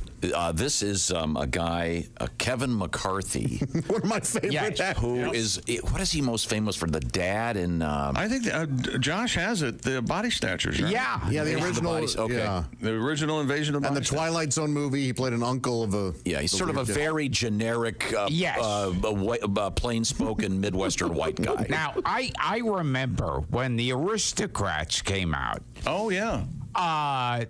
In one version of the Aristocrats I did, I go into full detail. Father's doing this to the daughter's doing this to the dog, and it gets more and more and more disgusting and perverted. And I threw in a line. I said, this is like a typical evening for character actor Kevin McCarthy. So at the time, a guy who worked on the Aristocrats was a friend of Kevin McCarthy, who was still alive at the time, and he was like 100. And the guy told him, I said, he says this guy does this to the wife does the blah, blah, blah. And it's a typical evening at home of character actor Kevin McCarthy. To which Kevin McCarthy goes, wow, that's offensive. and he goes, yeah, well, Gilbert Gottfried gets a little over the edge. And he goes, I'm not a character actor, I'm a star. Ladies and gentlemen, Mr. Kevin McCarthy. He was in a lot of movies. Hi, this is Pat Godwin from the Bob and Tom Show. Miss some of the show? You don't want to do that. Become a Bob and Tom VIP and subscribe to the audio and video podcasts. The Bob and Tom Show, on air, on app, and on demand.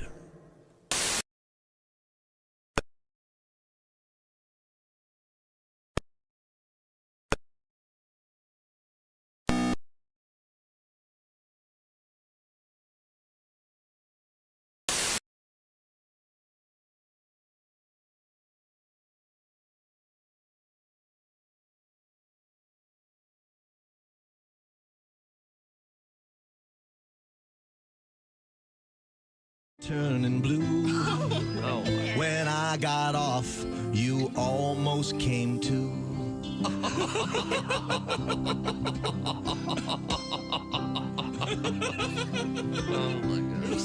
I feel all dirty. I'm getting bed sores, but I will never go. Even though you just lay there, girl, I love you so. The doctors wonder why you have a baby do. I have a crush and you don't have a clue.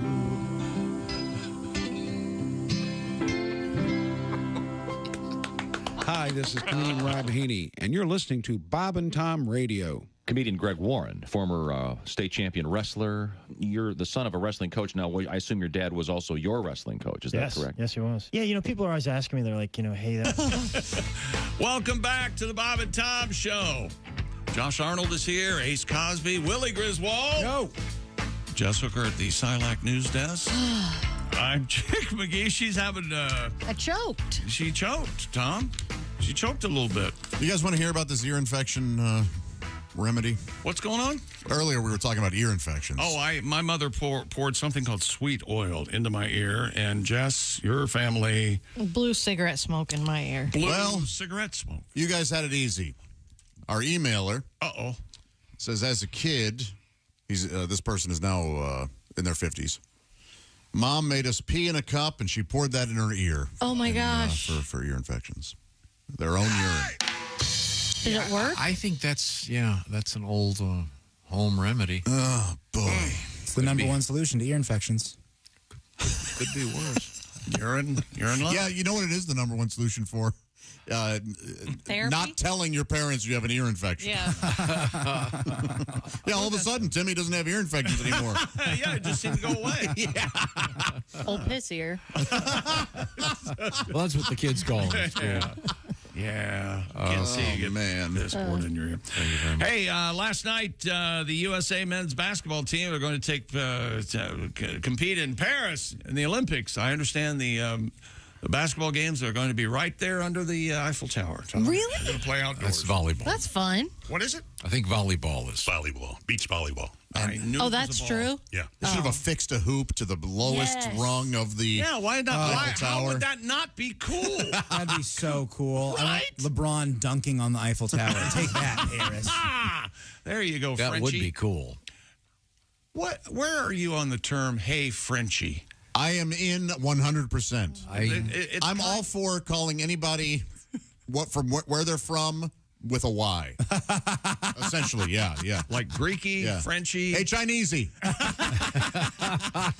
All right. And there's no malice behind any of it. It's just almost sounds fun. Well, I can think of one that wouldn't work. Oh, God. Anthony Davis scored 17. They call him AD. And had 14 rebounds. Tyrese Halliburton came up with a pair of late three-pointers there, Wilbur. Helped stop a free fall by the Americans, and the U.S. beat Australia 98-92. They call the Australian basketball team the Boomers because that's what they call kangaroos in Australia. Not because of boomerangs? The Boomers. There was a... No? I read the whole thing. I think you're wrong. Is it a boomerang? That's Did cool. you know that poontang and boomerang rhyme? What? Did you know that? Oh, why don't you go work on a poem for us? Is that right? Go work on a limerick. Underpass and my ass. Come back in an hour. And okay, and now that brings us to sports for Tom. That's right. That's where we are. We have to do sports for Tom so he stays happy. It's called the Matt Incline A Honfleur. No idea. It's one of those glorious European events. It's translates to inclined mast. This is a competitive. We're going to have a video of it. It's an event where the mast of a ship is greased up and positioned at an incline, and competitors try to run up and grab the French flag at the end. We have seen this. I love this. There he goes. Yeah. Yes. Yes. It's really fun. Oh, so it's positioned over the water. Oh, right. And they're running on the It's a greased pole. On the greased pole. And it's at an angle. They're trying to run up a greased pole to get to the end. to be able to grab the flag, but obviously a lot of rackings, people falling. Tom would say, rupture! And they're barefoot, so yeah. There's a chick. There's a lady. Well, now she shouldn't be allowed to. You want to be at the end of this list. Let other people get the grease off of it. They do this a lot during the 4th of July here in the United States at different lakes off of the docks. Like that's fun. With the grease pole? Yep. That's cool. Yeah. Have you ever done, or would you ever do, the inflatable bag and somebody jumps on it? Absolutely. You shoot them into the air? I would love to do that. Have you seen this? The blob. Can we do Camp Bob and Tom where we do that? We'll do it at go? Oscar's place. Can we, Tom? Can we? Sure. Okay. Sounds like fun. Chick, we did this at my Are camp. you going to be able to make it? We did this at my camp, and there was sort of an overweight camp director. Right. And if you won a prize, he would blob you. Yeah. And one time, a little girl won it, like a 6-year-old who was like this big. She hurt herself, and we had to stop playing that game again. Yeah. That could, I could see. So Blob Man jumps in the thing and she just launches? Yes. It needs to be a little bit even in weight Don't call the fat guy Blob Man. The blob is what you jump on. Yeah. He was the camp director. I thought you said it was Blob Man. No, it's the big pillow. It's called the blob. You don't call fat people the blob. I thought the guy was Blob. No, he was. I think he misspoke. I think we're right. He was a good man. We used to do this at our lake house as kids, but not on the lake. We would do it with the inflatable air mattresses in the attic. Yeah. And so we would just launch cousins across the attic. It was a blast. Yeah. Yeah. Man, oh man. Yeah. There's all kinds of cool indoor stuff like that you can do. You can also ride a laundry basket down the stairs. Oh, yeah. Oh, yeah. I broke my collarbone going down the stairs in a sleeping bag. That's a good one, too. Did you put any sort of cardboard on the stairs or anything to even it out, or you tried to just... No, I went, watch this, I'll go head first. Snapped clavicle. How old were you? Too old. I was like 14. I don't know why you just didn't go 32. Yeah. Man. That doesn't seem like anything that you and your family would be involved in, Tom. What's that? I see you and, possibly Sowers at 5 o'clock and sitting around the drink cart and hardly. And not really riding laundry baskets. Oh, no, we did all that stuff. Air mattresses. Yeah. Did you out on the lake? Did you do? You've never done the blob thing, though, right? That didn't exist when I was. Yeah, that's fairly new. There's so many really cool things. I mean, back in my day, before they had towing these specially designed inflatable rafts that are used now to tow behind a boat, they literally had an old tractor tire. Oh yeah, that had a huge prong sticking out of it for putting the air. So literal inner tubes. Yes. Yeah. And now they've got really exotic ones that are great, with handles. And they have those couches type things, and you can actually fly in some of them. They're great. I can fly those. Yeah. Yeah, that technology wasn't around when I was a little boy, but we did, get towed in a tractor tire, holding onto what is that thing called? The nozzle or the air. I think nozzle's fine. Yeah. Yeah. It may have another word, but it'd stab you, and it was great. You don't want to sit on that side. No, that'd go right up the old keister, Tom. I do. I want to sit on that side. You do? I like things in my butt. We were sailing right along here. A man in Ireland has broken the Guinness World Record for the fastest crossing of Ireland by unicycle. Is that right? Mr. Eamon Kevaney unicycled from the southernmost point of Ireland. Ireland is an island to the northernmost in 5 days, 5 hours, 23 minutes to achieve the title. Mr. Kevaney had never ridden a unicycle before he decided to tackle the record. He trained extensively to learn how to ride a unicycle. Wow. Eamon spent around 12 hours on the road each and every day, saying the unicycle's uncomfortable seat would literally give you a sore bum after a long day of cycling. It had to have. That's insane. Yeah. My goodness. He was unable, he says, to walk properly for 2 weeks. after this attempt. It's like his wife after their honeymoon. Well, he's Irish. He gave it to her Irish style, yeah. You know, Irish birth control. Irish style. What's Irish birth control? Well, you know, there are several orifices. Sure. Many are familiar with. You take me like a dog. Of course, the problem was I now you can help me with this, Jess Hooker. Oh, okay. If you're in a unicycle, the problem isn't just the difficulty of balance; it's just keeping all the hot women away. Oh Right. man, Yeah, it is a turn on. Yes, the old pea magnet. Yes. Boy, it takes dexterity and balance. Yeah. But why? My dad got me a unicycle when I was a kid. I think it was like maybe my 10th birthday. But What was he trying to do? I don't know. there? We had a gravel driveway. literally a rocky start on the unicycle. Yeah. How the hell did you ever get anywhere? No. Do you still have this? No, I don't. But I was really good at the pogo stick. I had one of those too. On the gravel driveway? Yeah. Oh, all right. Yeah. You know, the technology for pogo sticks has really come quite. I mean, you can pogo stick 30 feet into the air. Mm-hmm. Well, it's the thing. It's just like we were talking about the getting towed behind a boat in an old inner tube. Right. That's gotten sophisticated. Pogo sticks. I mean, it's squirt guns. Can you imagine? When I was a kid, a squirt gun. Now they've got squirt guns that are essentially you could put out a house fire. Yeah. I got a new bump stock for my squirt gun. Can you imagine showing those people who were trying before Wilbur and Orville Wright? Can you imagine showing them those flight suits that we have now, where you wear what you're going to be flying in.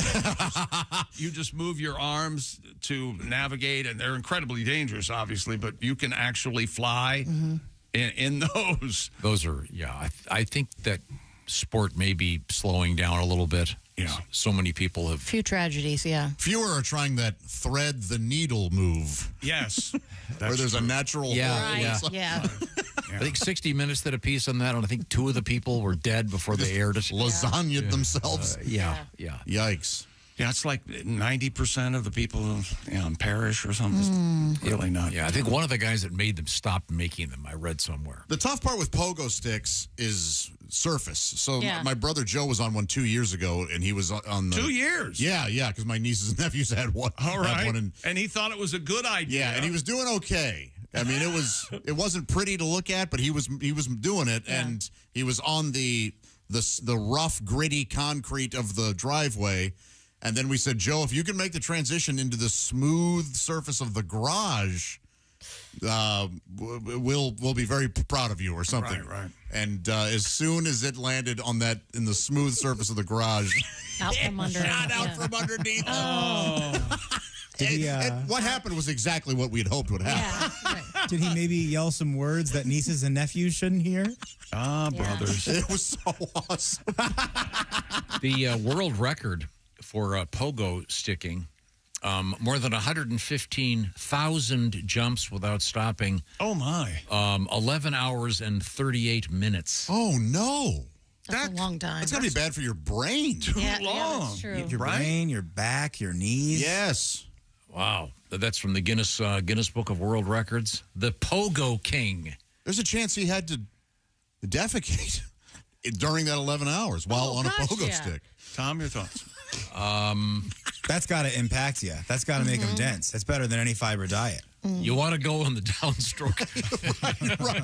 And then hop away you want with each. You want to release. With each plopping. Yeah, then you got to have an attendant. Okay, move it. It'd be kind of like one of those carnival rides that spin around and stick you to the wall. Oh, yeah. You vomit and it comes right back into your face. A pogo stick, it's just like packing cigarettes. You know, Yeah. you're just hitting it against the ground a bunch. You're just making sure everything's where it should be. Oh, yeah. Or making it come out, though. I don't know. Yeah. Who knows? Maybe you're right. Maybe it had zero effect on his bowels at all. But it would affect his brain, I would think. Yeah. I'm looking at it. Because in a lot of these records, you're given a certain number of minutes per hour to take off. judging by the way this is written, it sounds like it was consecutive. Yeah, nonstop. No, he had to have pee breaks and just water breaks. You couldn't stand up for that long without a water break. Yeah, I don't exactly. Yeah, he has. Or was he drinking? Was he being handed bottles? That's his buddy has a squirt gun off to the side and he's just aiming when he jumps high. Gotcha. Yeah, it looks like they're handing him water. Here's your dinner. Chili? How am I going to do this? Seriously? By the way, that leads to a pretty funny letter. Oh. Now, there was an incident in my life. You guys mocked me. I'll talk to you, Jess Hooker. Okay. All drive-thrus look alike. Right? Oh, yes. And I was sent to Chick-fil-A. I know exactly where you're talking about. A great organization. Delicious. Yes. They do great work. In your defense, the two restaurants have drive-thrus right next to it. There's no defense. It was dark, and I was applying Now it was dark. I don't remember it was dark, so the lit-up scene was just more visible, the lit-up sign. So I was applying my usual 10% attention. Oh, Sure. All right, and I think that's high. But go And ahead. I was getting some for the girls. Mm-hmm. So I'm in line at Chick-fil-A, and I get up there, and I order the food, and the lady goes, this is Panera. I should have known that when there weren't the people outside. Right. So I'm an idiot, but I felt so bad I ordered something anyway, and then I drove next door to the Chick-fil-A. Oh, yeah. This comes to us from Anthony. He goes, Tom isn't the only one. I was going to lunch with my parents. We were supposed to go to Fridays.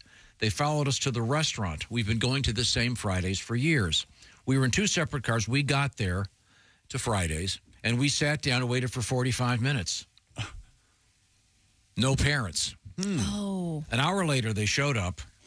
They'd gone into a Chili's restaurant. They were sitting there for 45 minutes. My mom staring at the menu. She finally said, when did Fridays have big chili on the menu?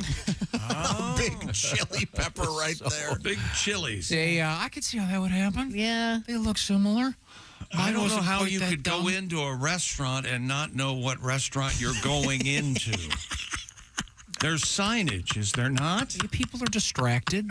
What about getting in a car that doesn't belong to you? I have not done that, but Yeah. I don't know how I haven't done it twice. Have you really? Yeah. This is different, though. That's like you're trying to get in a car and then you accidentally walk into a boat that's getting towed. Yeah. This is not the same thing by any means. Yeah. Yeah, I got it. It was a dead of winter. It was really, really cold. And I ran outside and got in my car, slammed the door, and realized I don't smoke cigarettes. Oh. This car smells like an ashtray. Looked around. Yep. Whoops. Yeah. Going into a restaurant and not knowing which restaurant you're in takes a special kind of disconnection, I think. You're welcome. Yeah, that's... That was the guy's parents. They were probably having an old people fight. Yeah. You know, that's... you didn't have to yell at me when we were chatting. Well, if you paid more attention. Yeah, meanwhile, just... Why don't you just throw the milk away when it's empty? Put it back in the refrigerator. If you don't put water in the cereal bowl, I got to chisel it off. By the way, what is the rule on that? What? Because right now, there's a thing of milk in the fridge. Oh. Is it old? No, it was empty. Oh. I think this is a God one, I think. He's not here to defend himself. Sure. But also, his attention to detail is... But he does get the Dad Award yesterday. He took his son to Disney World. He wrote me a note. He got on that one ride. What is it, like Mission to Mars or something? Oh, he did that?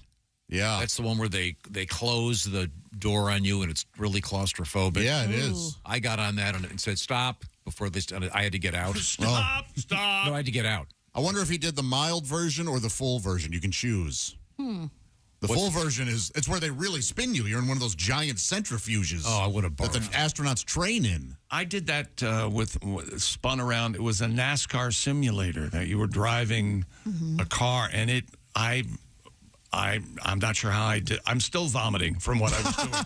It was it was awful. Yeah, but I did the walk of shame. Yeah. Where you get out early and you're walking. And as I was walking, they were cleaning up a big pile of vomit. Oh, yeah. In the hallway. Coming up, is that our sportscast? Yes, sir. Okay. That's sports. Coming up, we have at the Silac News Desk, it's Jess Hooker sitting in for the vacationing Christy Lee. We answer the question, what can you take on an airplane for snacks? And we have a cave in some unusual place, not of this earth. This is the Bob and Tom Show. Thanks for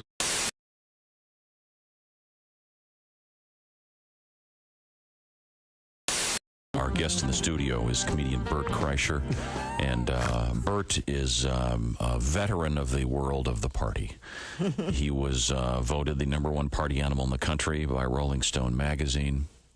Quite an honor. Many years ago. Honor. Mm-hmm. And you carry the mantle to this day. Yeah. You're now I guess you'd be the, party animal ex officio, what is the party title? animal cum laude? Guru, maybe? Mm-hmm. Guru to young boys, Could probably. be a guru. Yeah. You'd be good maybe at that. not. No, you said you have 2 young daughters. Yeah, which is pointless because I have no advice for little girls. Do you have advice for young men? I have tons of advice for young men. Are you kidding me? Yeah. Is this college-age men going to... Well, it's like well, you have sons, right? Oh, yeah. Yeah, and you know all the things. Do you have any girls? Yes. Oh, see, and you got nothing to tell a little girl. Well, so far they're in charge. They know what's going on. So. Yeah. I said, I remember the first night we got my daughter, or not got her, but had her, or whatever. I know. Right. And she was crying real bad, and the nurse was like, the nurse comes in, and she's, wrapped up like a joint in a box. I guess that's what they.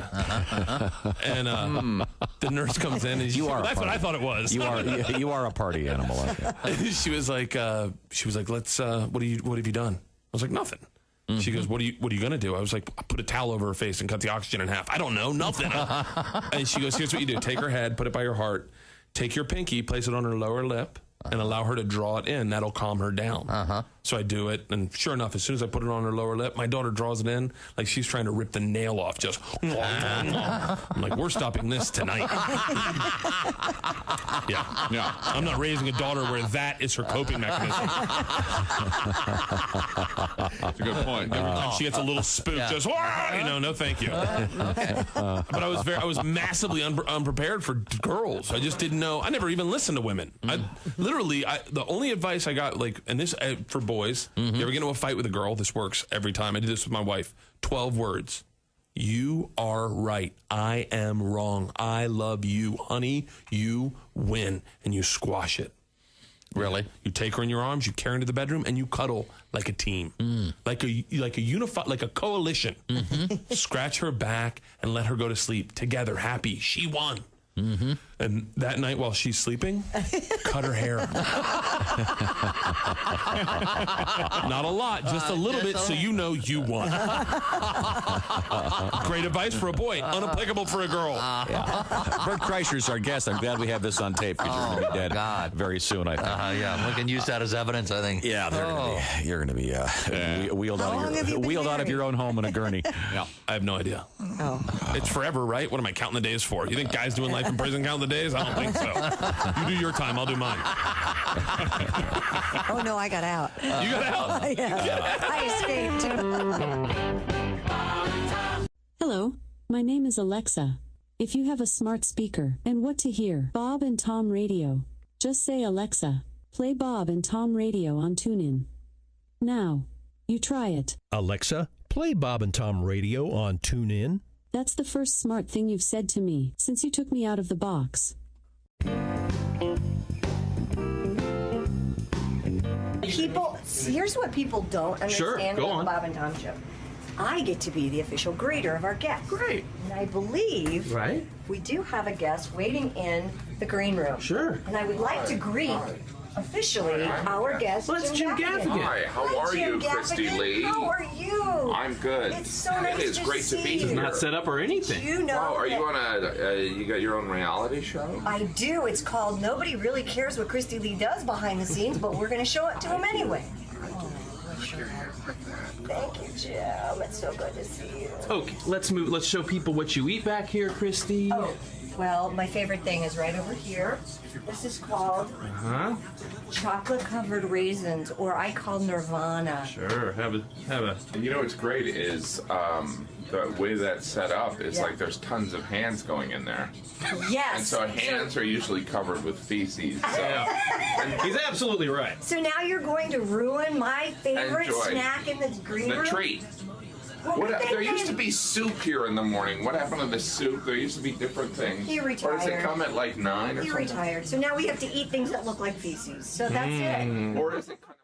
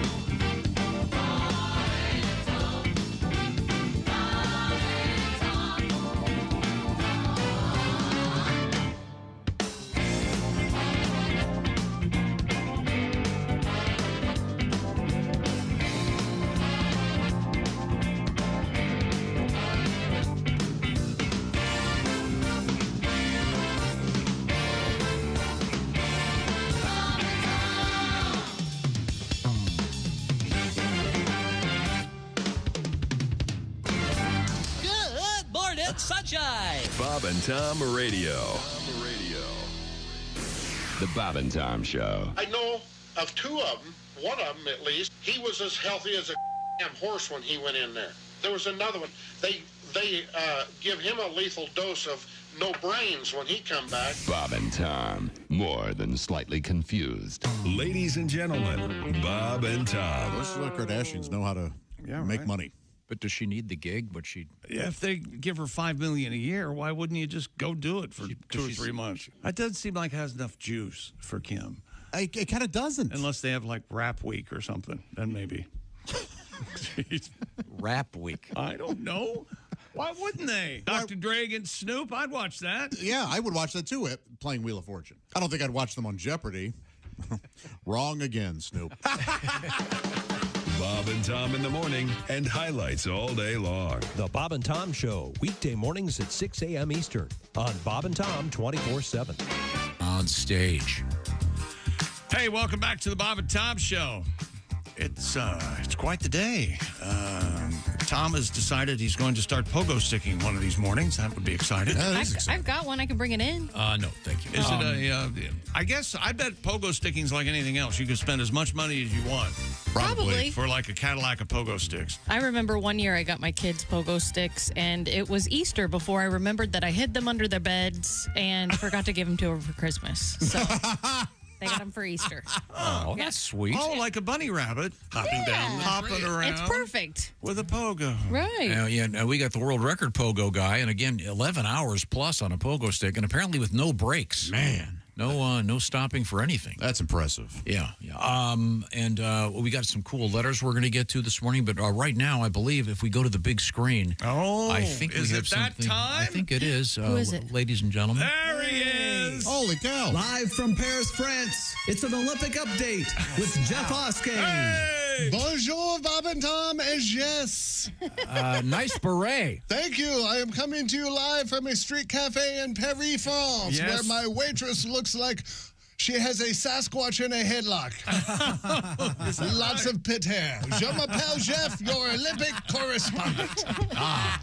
Oh, I am feeling très bien today. Oh, good. Good. Nice. Yeah. Hey, did you guys hear that? That's 4 years of Catholic school French paying off.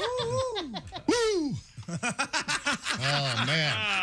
On a side note, what's a guy got to do to get a drink with some ice around here? Oh, yeah. I've known survivors from the Titanic who hate ice less than these people.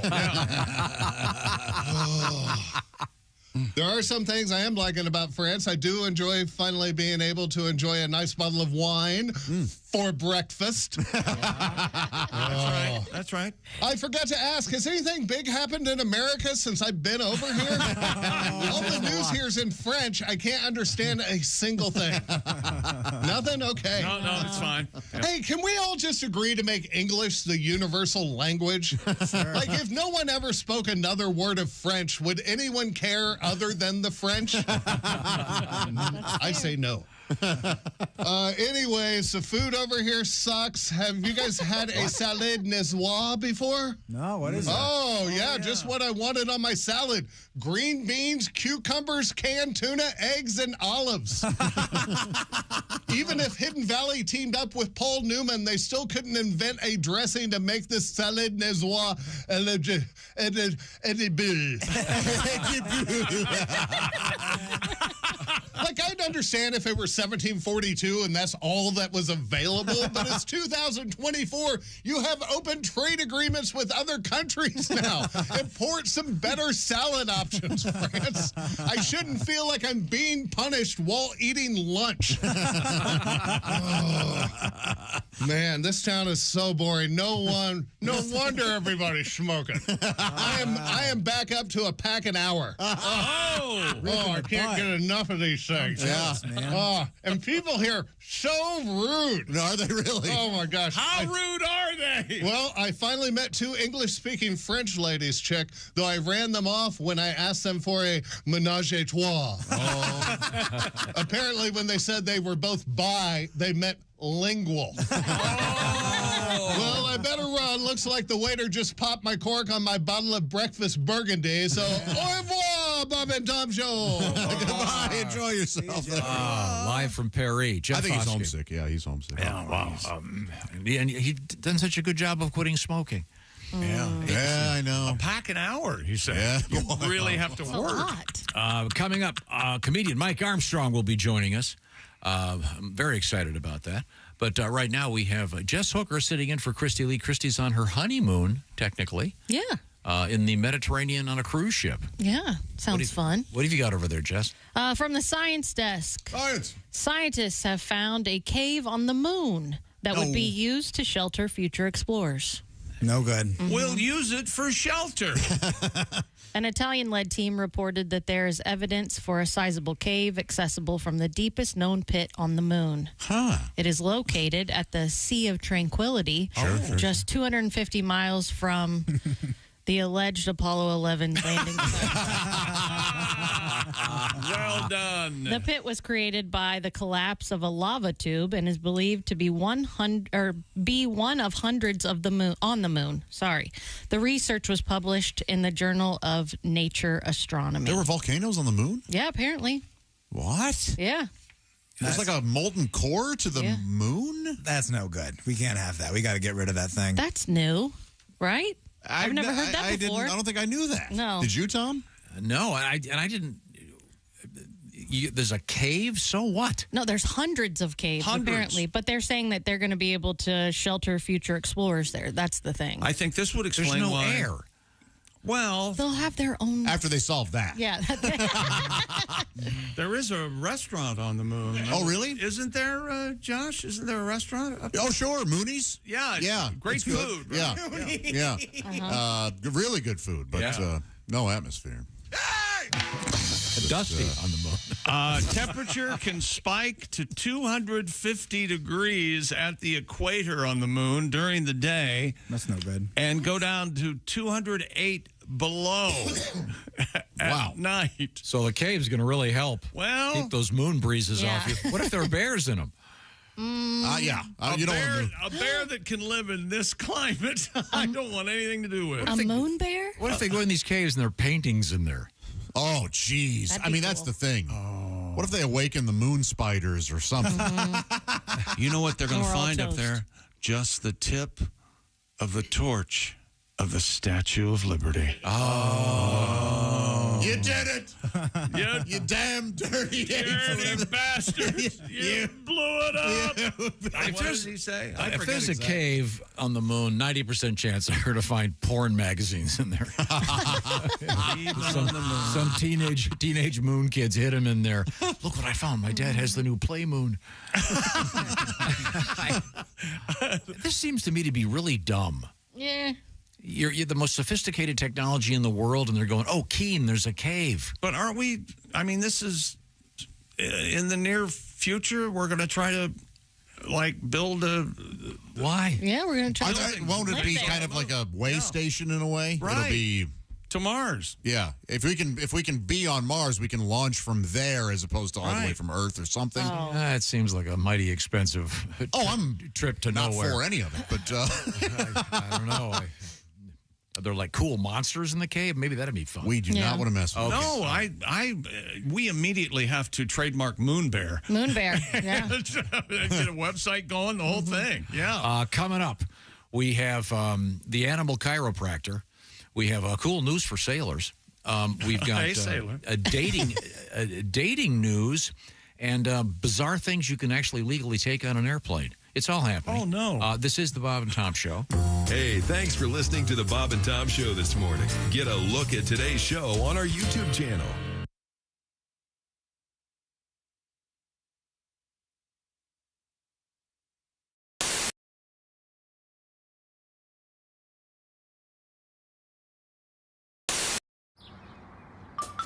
Is that Chick McGee?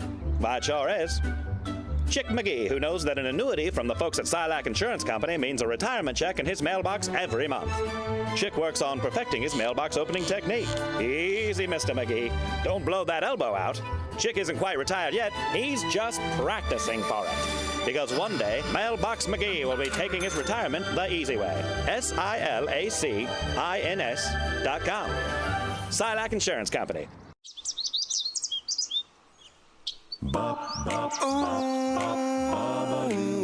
Everywhere I go, it smells like weed. At the grocery store, it's guaranteed. Even standing in line at the DMV, everywhere I go, it smells like weed.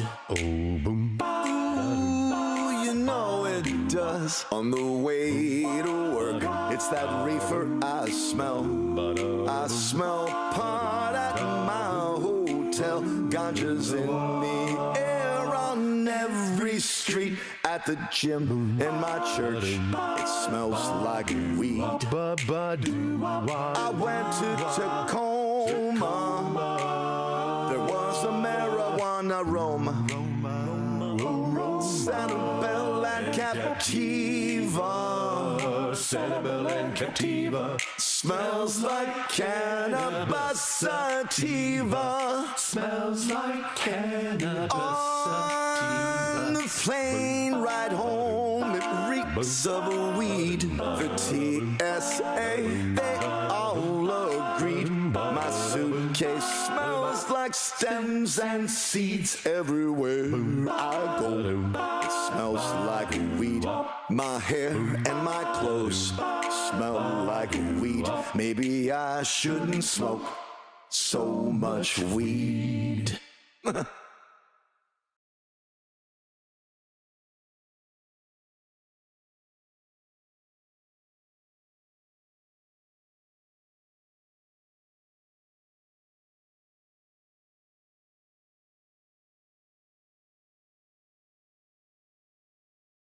Hi, this is Christy Lee from The Bob and Tom Show. Thanks for watching this morning's show. To listen, just go to bobandtom.com. Check out the list for a station near you or stream the online radio station on our website and the Bob and Tom app. The Bob and Tom Show, on air, on app, and on demand.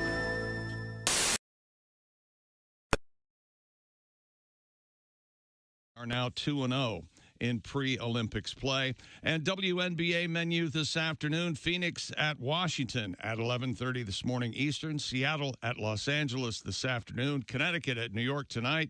Also tonight, Las Vegas hosting Chicago. I'm Chick McGee, and that's your Bob and Tom Sports Update. Hey, hi, this is Tom. And this is Chick from the Bob and Tom Show. Hey, Christy, what's the best way to get full access to the show? Hey, what? You introduced me. That would be to become a Bob and Tom VIP. Very good. Now, Josh, what's a feature of Bob and Tom VIP? Wait a minute. Well, the live 5-camera video stream of the show, plus a podcast of the show and comedy from the Bob and Tom archives. Excellent. Chick, what do you have to say for yourself? Become a Bob and Tom VIP now. Just go to bobandtom.com/VIP. And then the thing between your back door and your what? genitalium is the perineum. Is that what it is? Perineum? Perineum. Okay. Perineum. Just refer to it as the... That's like an azalea. In slang, can we use the word taint instead of the taint, back of course. door? My husband calls it the beach. The beach. Really? You know, you can almost hear... Hey, let's have a little picnic at the beach. Why does he call it the beach? I don't know. That little area down there is the You mean beach? he goes, oops, I hit the beach. Is that what he says? No, when we've Does talked he, about this subject before. Does he like it? Does he like it when you're on the beach? Does he like you to? He likes it on the beach. He lives in a different century than me. You play with his beach? No, I'm just saying that's what he calls that area. And what? How does that come up in conversation? As a general rule. Pass the salt. By the way, my beach itches. All right, man, let's hit the beach.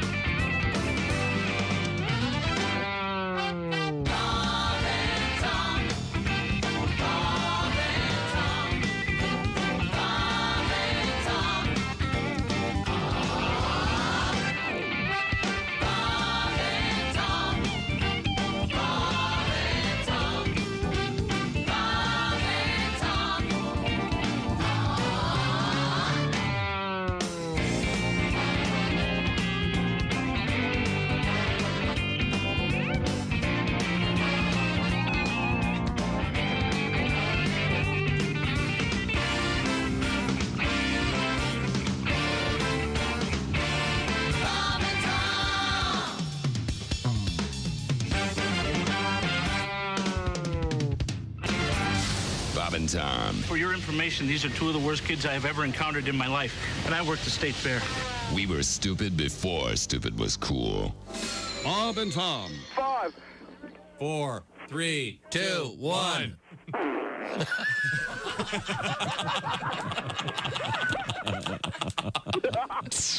They put the F in professional. Hey, got a question. What's that? How can I listen to Bob and Tom radio on my smart speaker? I'm not really sure. Well, why don't we just ask her?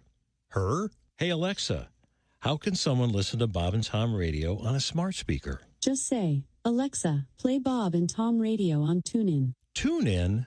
Correct. Alexa, play Bob and Tom radio on TuneIn. 24/7, 365? All day, every day. Alexa, play Bob and Tom radio on TuneIn. say your name. Will never again use the B word. What's the B word? Bob and Tom. The morning show that people... Welcome back to the Bob and Tom Show. Jess Hooker at the Silac News Desk. Hello. Willie Griswold. What's up, man? There's Josh Arnold. Hey, honky.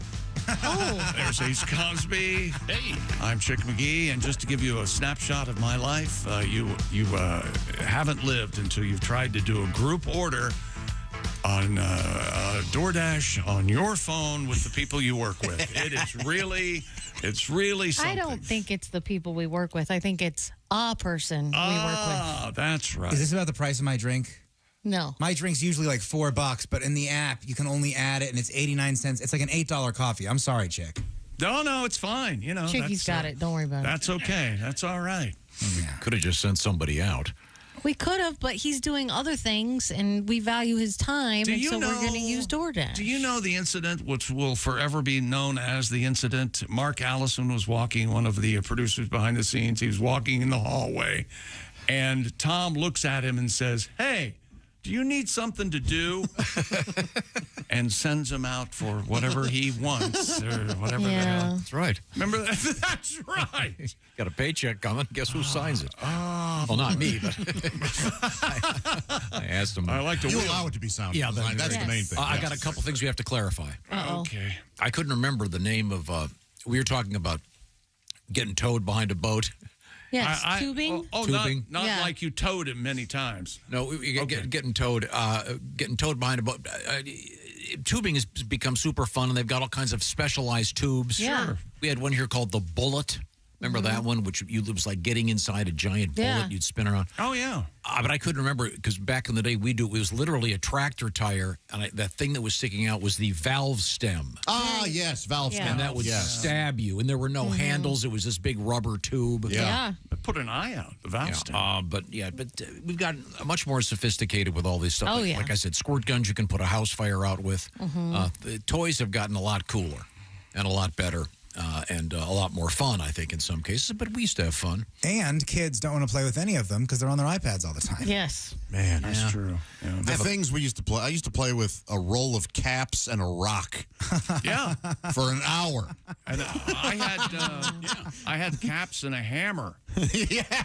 Go out to the sidewalk. I remember I'd seen these in a comic book, and all of a sudden I found a store that had them. They were like little rockets. And you'd put a cap in them and throw them up in the air. Yes, my grandparents had one of those. And they would spin. They would come down, and the top of the rocket would hit, and it was the coolest. They're kind of based on like actual munitions. Yes. Yeah, that was cool. Those were great. Yes, I'm not sure what they were called, but they were super cool. No, you put a little sticky cap in the head of it, and when it would. It would be mashed between like half a dome. Yeah. Like the nose. There was a dome. Cone they were metal. Yeah. It would bang. And you'd put in multiple caps, seeing if you could actually have it explode. It was great. Yeah, these were great. These were important. When toys were toys, my God. And obviously, there were some mistakes made in the history of toys. The most glaring being the giant lawn darts. Sure. You can buy those, by the way, on eBay. Sure you can. There's a trick to it. Because they're technically, I guess they're illegal in some places. So with good reason. It says you're buying the box. It says you're buying the box, but there may be something inside. That's how they have to be described. Wow. You know what we're talking about? Because there's yeah. there are pictures of the skull of a child with a giant. Yep, I'm with you. I'm not encouraging anyone to get long darts. You know, it's not always a kid that gets injured. A lot of times it's the a drunken father. Yeah, or the wacky uncle. Yeah. Hey, I Josh, know this from experience. As a wacky uncle, I was going to say I take offense to that, and I thought you were one of us, my friend. I totally am. We didn't play yard darts. We played bottle rocket tag, where we would just shoot bottle rockets at each other. We did that too, and I can't recommend it. No, but it was yeah. Oh, it's thrilling. Yeah, one guy lost an eye. But I can't recommend it. That's why I can't recommend it. Yeah, glass eye. We fought in the woods with BB guns. We all had BB guns. You'd wear goggles, and it was cold. You'd go because you layer up. Yeah. So if you got hit by the BB, you could feel it, but it wouldn't pierce the skin. The original paintball. Yeah. Yeah, the idiot version of the paintball. Yes. Yeah, paintball was a great idea. Oh, this is fun. But there's always some jackass in the BB gun war that would really pump that. Remember how? Yeah, to where you could barely get that last pump. Yes. AK. Those air rifle things. Feet per second or whatever it would be. Now we'll go through the skin. Yeah. Okay. Coming up, comedian Mike Armstrong will be joining us in just a few minutes. Before that, we have to go over that way to the Silac News Desk with Jess Hooker. More from the science desk. Scientists have discovered that the parts of human skin with hair do not become less sensitive with age. Who thought they did? I don't know. The findings go against the notion that our sense of touch worsens with age, much like our vision and hearing. I didn't know that was a thing. Nor did I. Some of the greatest safecrackers in the history of the world are elderly gentlemen, right? You could absolutely touch. Oh, and that's a part of it? Yeah, touch. Yeah, sure. Researchers speculate that the preservation of touch sensitivity in the forearm and cheek is directly due to the presence of the hair. This is so weird. I didn't know this was an issue. I didn't topic at all. I don't know that old people lose their sense of touch. I didn't Hey, Grandpa, either. you're standing in the fire. I know you wouldn't know this. I forgot my granddad's a badass. Now, Josh, you get, as we all know, you've discussed this. You get the Brazilian, the what do you call it? The full front and back waxing. Yeah, the place I go or would go, it was called the Baboon, and that would get like sort of your taintal region and taintal region, butt cheeks, and so they would remove all the hair from your ass. Yeah, and it was mostly like not ass cheeks, but like you had to spread them to get to the hair. Would you do it yourself, or would she do it for you? She did it. She waxed it and then put the paper on and ripped it off. Man, that had to hurt. It was. You know what? It was painful. And, What do you talk to the esthetician? Oh, yeah. I made it very, because it's so awkward. Yeah. That we made jokes, we laughed, and just tried to, talk about her husband and what he would think if he walked in, that kind of thing. Were you in the fetal position? For that, yes. Okay. Yeah. Was your shirt on? Yeah. Not on all fours. The only time, not on all fours. The only time I had to take my shirt off was when I got the most painful of all of them is the back of the neck for me. Oh, okay. Right, the hairline in the back of your neck, it is the most painful place to get waxed. For the rectal area, do you take your trousers completely off? Oh yeah, I'm naked. Yeah. You go in and you get naked from the waist down and just put a sheet over you. Yeah. Just like at the massage parlor. You know this, Tom. And when she would do around the junk, I would have to hold my stuff and kind of pull it and angle it so that the skin would get taut. Yeah, it's kind of like when you're shaving, you move your nose out of the way. You're exactly right. Yeah, same thing.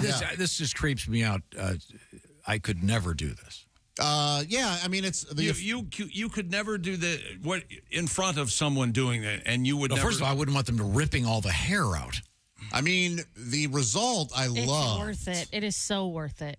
but I have not gone in a while because I have a Manscaped trimmer that I absolutely love. And it really gets it close enough? Yes, without nicking. It really is miraculous. Is there like a 5 o'clock shadow that you get 3 days later? That's another problem. You really have to exfoliate. You have to use these special sort of That's what I was gonna say. exfoliating. So is it like a Fred C. Dobbs?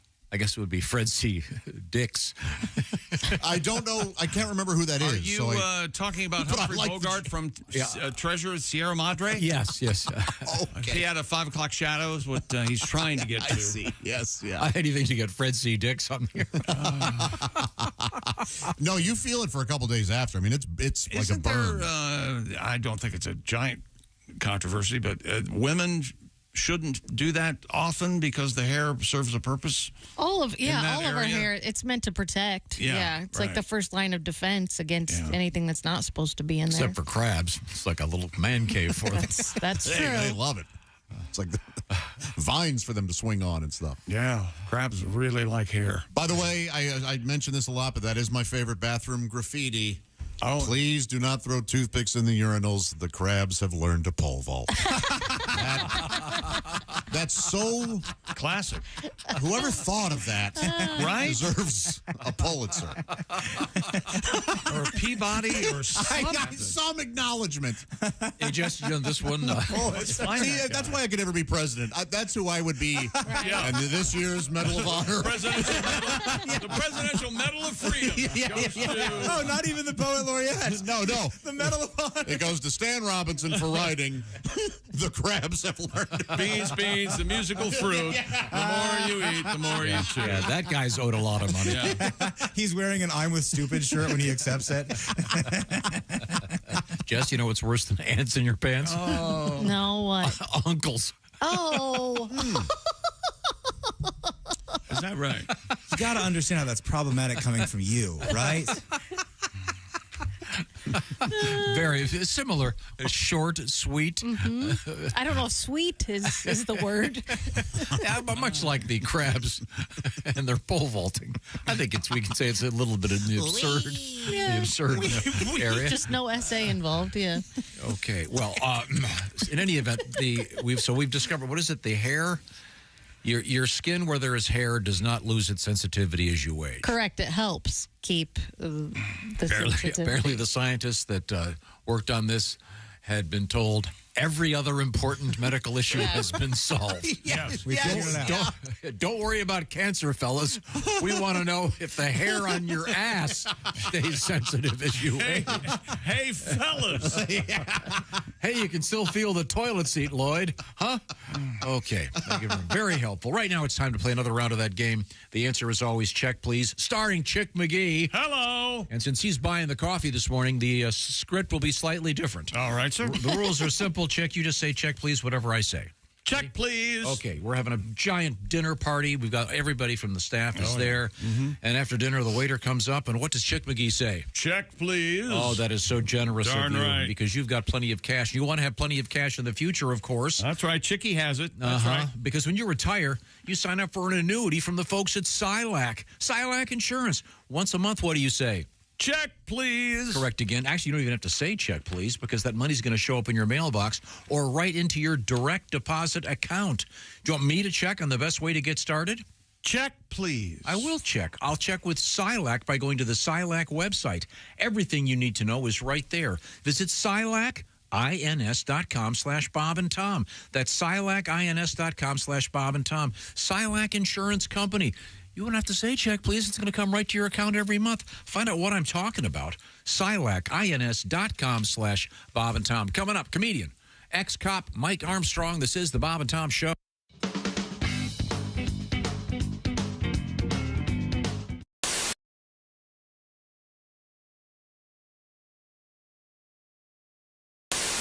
This song just kind of popped out. This is from a father to a daughter perspective, so here we go.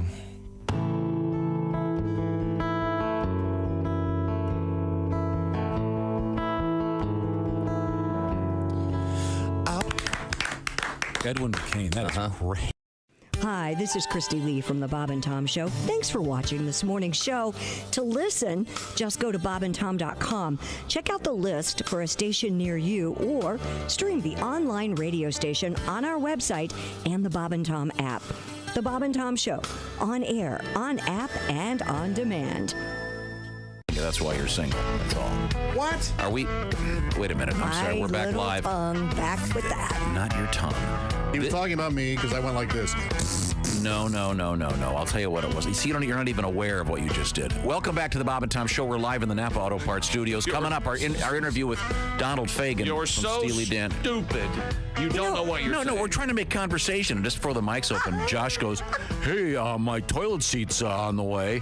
Yeah, that's right. He's excited about it. Right. It was something we had discussed. Did you hear what Tom said? We were trying to make conversation. Tom doesn't have conversations. He didn't speak a word during that break. He kept his headphones on. They invented the phrase, he talks at me. You, yes.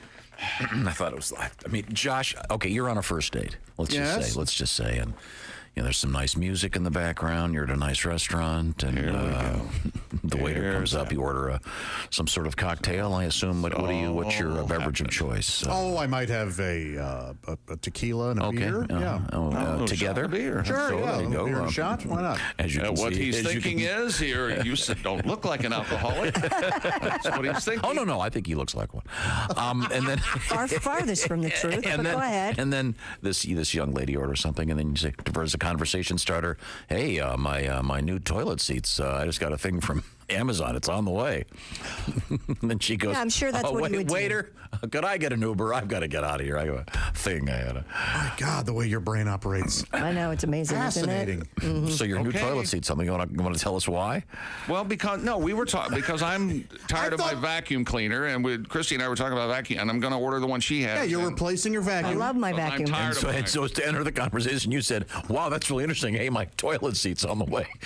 Because the other day I mentioned that I broke it. Josh, I love you, but I think he might be right. Fair enough. I'm just saying it's kind of a conversation killer, really.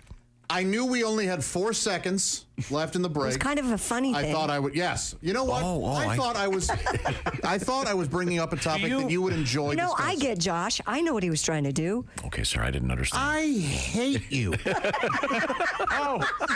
Ladies and gentlemen, it took just over a year, but about 6 months longer than I had in the pool, but it finally happened. No, you had the under.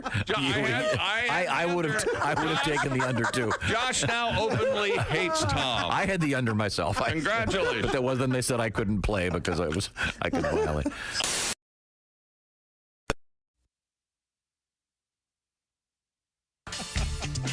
Hey, welcome back to the Bob and Tom Show. Josh Arnold's here, Ace Cosby, Jess Hooker, Willie Griswold, I'm Chick, and here's Tom with a special long-time no-see guest. I'm Matt Adam. All right, go. Yeah, I do. Do it. How'd you get that hair? Look at all the hair on top of your head. But it's turning white. Who cares? It's up there. My hair's turning the same color as my nose. Mike Armstrong, you have a great head of hair. I know. It's unbelievable. You know it's always been that way, too. I have to thin it out on the top. He's just bragging now. I almost said the F word. It's just too damn bushy. I don't know. I can barely stand up because my penis is so big. You heard. Your reputation precedes you. Wow. The posters and all that. That is a nice head of hair. Wow. You know what? Everybody in my family has it, except for my little brother, and he's thinning. But even my sister that's like 80-something, she's just now starting to turn gray. Wow. Nice. I was like 65 when I started turning gray. What's your sister's OnlyFans? I'd like to see. I believe the cuffs match the collar. That's what they call that. That's right. It's Silver Bush Aplenty. Silver _ KY. You know, I'm because still she's trying from to the get over Commonwealth of that Kentucky. hairy butt. Can you feel the toilet seat?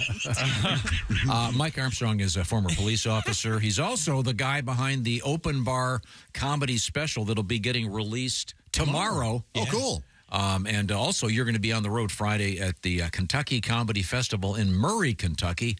The Commonwealth of Kentucky, your home state? Oh, yeah. Or is it your home Commonwealth? It's a Commonwealth. I know it is, but I mean, is it still your home state? Yeah. Okay, good. Oh, yeah. Now I get you. This Friday at the Comedy Festival. All right. And we'll find out what's going on in your life other than the fantastic hair growth. I mean, look at that. It's unbelievable. Will you stop? It feels heavy right now. That's a shame. Because of the headset, and I'm like, oh, okay. You notice my head keeps. I don't think he's seen how bald you are. Why don't you're not that bald. That's okay. Oh, he's bald. Oh, yeah. He's got great sideburns, though. He does. Tom really does have good sideburns. Great sideburns. If I went bald tomorrow, I could care less. Kind of a Ginsburg. That's a little bit where I'm at, Mike. I'm losing it, and if you're married and you're happy, I'm neither of those things, but I don't care about my hairline. Who had the sideburns? Consular, right? What'd you say? Oh yes, Consular William Consular, the famous judge, attorney. Uh-huh. Was he a I thought he was a main no, judge. No. Oh, he played a judge in a movie. That's where he was a famous left-wing attorney in the 60s and 70s and 80s. He had huge burns, and then but he also had one of those that comb over. Yes, he did. You're right. Yeah, there's certain people that Gene Wilder had a pretty good comb over. But don't ever do that, Tom. You grow it on the one side and go, no, don't worry about it. I'm not going to do that. No, honestly, I think turn 75, get weird with it. Get a comb over. Mm-hmm. Yeah. I start wearing frilly shirts. Lean into it. Have some fun with it. Yes. And then all of a sudden everybody's yelling, stranger danger every time you walk in. Remember we talked about Dick Versace, the late great NBA coach. He was okay. He had he had like he's in the Hall of Fame. He had this very exotic. He would grow like this huge, like a 3-foot swath of hair on one side, and then swirl it around. That's odd. Now that's cool. He looked like almost like some kind of a swami. Had this kind of weird. It wasn't really a fro. Ice cream cone. Like a hair turban? Yes. Yes. Dairy Queen hair turban. Weird. Reggie Miller at the time would come in on the show and we'd talk, basketball. And he, one time off the air, we were talking about, and Dick Versace was the coach of the Pacers at the time. And we were talking about this. And you said he must grow it out. And we went to commercial break. And Reggie goes, how did you guys find out about that? How did you know that he does that with his hair? Wow. And Tom goes, there you go. Look at that. Well, look at it. And his hair is curly. It's odd. Yeah, that's real weird. But it looks like a hastily put on wig on SNL. Yeah. I don't know what happened, but he finally went ahead and cut it really, really short, and he looks great. I don't know why he continued this farce for so long. Is it kind like of an English lawyer? Yeah, exactly. A barrister. Is it like that burnt, bleached blonde on top, or is that just the lighting in the photo we're looking at? No, it was very, very gray, almost It looks white. gray on the side and blonde on the top. I know this is visual, but in that picture, he also looks like he's watching another man sleep with his wife. He does look concerned. It's before the team got hot. Yeah. I'm a cuck. I wish there was a big cuck. I wonder if there's a way that they could measure various things going on within the bodies of basketball coaches. Huh? They look so upset they're going to explode at all times, and they're screaming. I don't think anybody gets more. Just any coach, really. I don't know if you have to. Yeah, but basketball coaches do get. They But seem. basketball's one of the ones where you can really get at all times, talk to them, and it does seem more intimate because it's not. And there's only outdoors, only a handful of guys or gals that you can really they get upset. Yeah, they look like they're cartoon mad. You ever been to a little league game? There's some bad coaches at those. Yeah. Oh my gosh. Man, they go crazy. You never did that with your kids, did you? You were never that active with umpires and bad calls. In all truth, a friend of mine got kicked out of a little league game on Saturday. Oh my! Is that right? Absolutely. Should be banned for life. Would you have if called you that? can do Would you have known that he was that kind of guy? No. Yeah. Got sent to the car. Yikes! I love that. Take it to the car, pal. Do you think that's what they did? Go to the car. Well, no, they had to get off premise, so he had to go to the. I'm totally serious. Yeah. Mike, if you're listening, good for you. Now, let's check in. Not you, Mike. The Mike, the guy that got kicked out. Now, I have a note here that says, "Ask Mike if he is married." Oh yeah, Married to a young one. Oh, nice. Young one. You're remarried? Yeah, I got remarried. Oh, your second wife. Yeah, she's 42, and I get along with her parents great. They respect her elders, Tom. You don't know how true that is. Actually, Mikey does. Yeah. True story. We're getting our hair cut, and the girl cutting my wife's hair goes, "Are you his caregiver?" She goes, "No, that's my husband." She goes, "Ooh." So we go to Michael's afterwards. She's walking around. All of a sudden, over to PA with a caregiver of Mike Armstrong. Please come to the front. She's like, "I knew you wasn't going to let it go." And I'm running to her going, "No, never don't care." Well, if you're an older guy with kids that are young. Oh, like you. Yeah, I get. Like little kids. I get it's Grandpa's day out with the girls. Oh, that's real funny. Yeah. I always call my oldest daughter and go, "Hey, I'm leaving town. You want to babysit?" She's older than my wife. I've been there. Well, let's go back over there where we have we have Jess Hooker. She's at the Silac news desk sitting in for Christy Lee, who's on her honeymoon. Yes. This for Christy is, I guess, technically honeymoon number 4. Yeah. Ouch. Yeah, but I don't think you look at it like No, that, right? she's also celebrating her 1-year anniversary. Yeah, wonderful. Yeah. Yeah. How can we not look at that Her pictures look beautiful, yeah. Right? I would hope she's not saying things like that to her husband.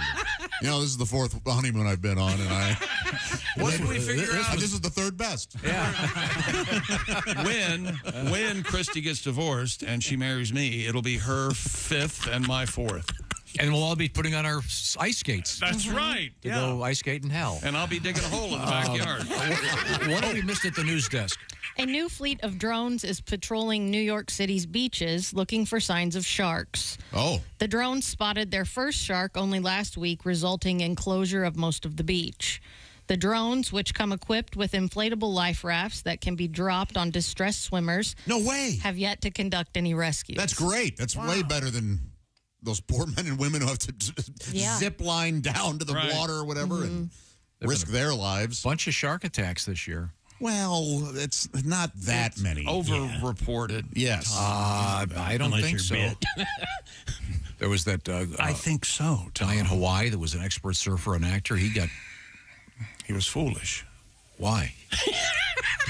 Why was he foolish? Because the shark wasn't bothering nobody, and this guy comes in and... Thousands of people are surfing every day. Yeah, and most of them don't get bit. Yeah, but one guy got Yes. Who was it that said we need to be reminded we're in their house? Yeah, that's for sure. Oh, that's the famous, there's a video out there. Yeah, there's a young lady who talked about that. We're in the shark's house, yeah. That's right. Oh, I hate that. Don't. Jason, don't. Yeah, let's not. Why do you hate that? It's one of those. The term cartoony. Yeah. You want to talk about porn instead? No, here just we a go. second. This is, I think, a smart idea. Yeah, using drones for to keep people safe. Chick, did you or Jess, did you ever do the thing with the parachute where you're getting towed behind the boat in the Bahamas? We did. She talked me into it. Yeah, we did it. Parasailing. Have you gone, Willie? Yeah. Yeah. Yeah, I've never done that, Mike. Have you? Dangerous. Oh, really? Yeah, when I was doing it, the wire came down and cut his leg off. Cut his leg off. Well, now he shouldn't have been in the water. Cut his leg off. Man, oh man. It was their house. Yeah. Now, so we were doing it. We were doing it in the Bahamas. That's where we did it. Yeah. That's where I did it. That's where they cut their leg off. Well, let me explain my experience. You're up there, and when you get up there, it's extremely quiet. It is. That's It's the one lovely. thing, and you hear obviously the air, and then you look at the harness and you go, "Wow, this sure is rusty." And you're way up high, and you're thinking, if I fall from here, that water might as well be concrete. Yeah. But we were, I don't know, half a mile offshore, and you could see sharks everywhere. I don't know. I don't remember that. Oh, absolutely. I don't remember that. Well, I do, and they were, and it was really scary. So this is the same thing, but there are drones up there saying, "Oh, hey, there's a big shark out there. We can get everybody out of the water." Yeah. Yeah, that's good. Everybody out of the water. Right? That's some. What is it? That's some bad hat, Harry. Oh, yeah. That's Roy Scheider says. You don't want to hear just a little bit of shark advice? Sure. Yeah, why not? Okay. This is offensive to you? It's not offensive at all. It's annoying. Okay. My spirit was troubled this morning. I had the news on. It was talking about somebody else and got ate up by a shark. Here we are. I want you all to be mindful. When you're vacationing, you're going to the beach, do that. Go to the beach. Be mindful. Don't go to the ocean. Okay? As you can clearly hear, she's driving while recording herself. Okay, I'm not going to the ocean because that's the shark's house. Okay, the shark has the right to eat you up when you in his house. When chickens come in my house, guess what? They get ate. When pigs come in my house, they own the plate. So when you go in the shark's house, you're gonna get ate up. Okay, let's use some common sense. If you go into the beach, go to the beach. You watch the ocean from a distance. Okay. Please be safe. Safety first, okay? And stay out the woods, too. Don't go feeding over the bears either. The bears will eat you up. That's what they supposed to do because you in their house. Can you imagine how excited the shark would be to see me laying up on a plate in his house? Lord Jesus. Oh, Lord, no. Whatever meat is on your bones, rejoice in it today. Hallelujah. I love you. And stay out them oceans. There you go. She's driving through a school zone. You can hear children. How would you like to go to her house for a visit? Wow. I do like that she throws in that thing about the woods. Yeah. That's great. While I'm at it. Yeah. I like she said, from a distance. I like that. That's my favorite part. She does raise a good point. What else you got over there? Mr. Joshua Simon claims that his porn addiction has given him what he calls sex nightmares. Sex nightmares. Mr. Simon discovered pornography as a teen, and over the next several years, a severe addiction took hold. At its worst, he would spend all night watching porn and even began having nightmares about being attacked and seduced. But what's this? Cold? Did you say severe addiction to cold? To porn? Oh, you said cold. Oh, sorry. Yeah, you had like a mini stroke. Yeah. I thought maybe it was, they were in a sleigh around Christmas time. We were all giving you that look. I had no idea. I'm sorry. So much so that he's now dreaming about porn. Being attacked and seduced. Right. Yeah. He sought to break his addiction at the age of 21, and now that he is 25, Mr. Simon says he feels free. That's good. Simon says, yeah. Yeah. Does in porn nightmares, what's the differences? Does it have teeth? Attack of the evil stepsister. The vagina dente, right? Dentata. Dentata, that's right. There you go. Vagina dentata. Such a horrible phrase. It means get worried. Yeah. Did you say? Well, can you read the last sentence again? He sought to break his addiction at the age of 21, and now that he is 25, Mr. Simon says he feels free. So he overcame his addiction. He There we go. He told the news service that he hopes to raise awareness for porn addiction by sharing his story. Okay, well, good for him. Are they misusing the word addiction? Money. No, I don't think they are. No, I think porn addiction is a very real thing. Oh, yeah. Everything's addictive. Coffee, If you try hard enough. He was up all night? Well, he was having these nightmares of being attacked by porn stars? Yeah.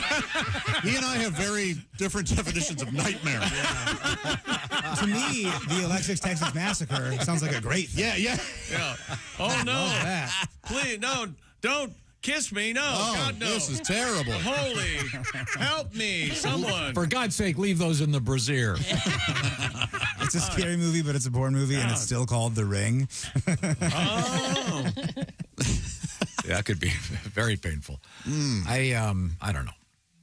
Wouldn't there be a lot of chafing if you're doing it all night? Yeah.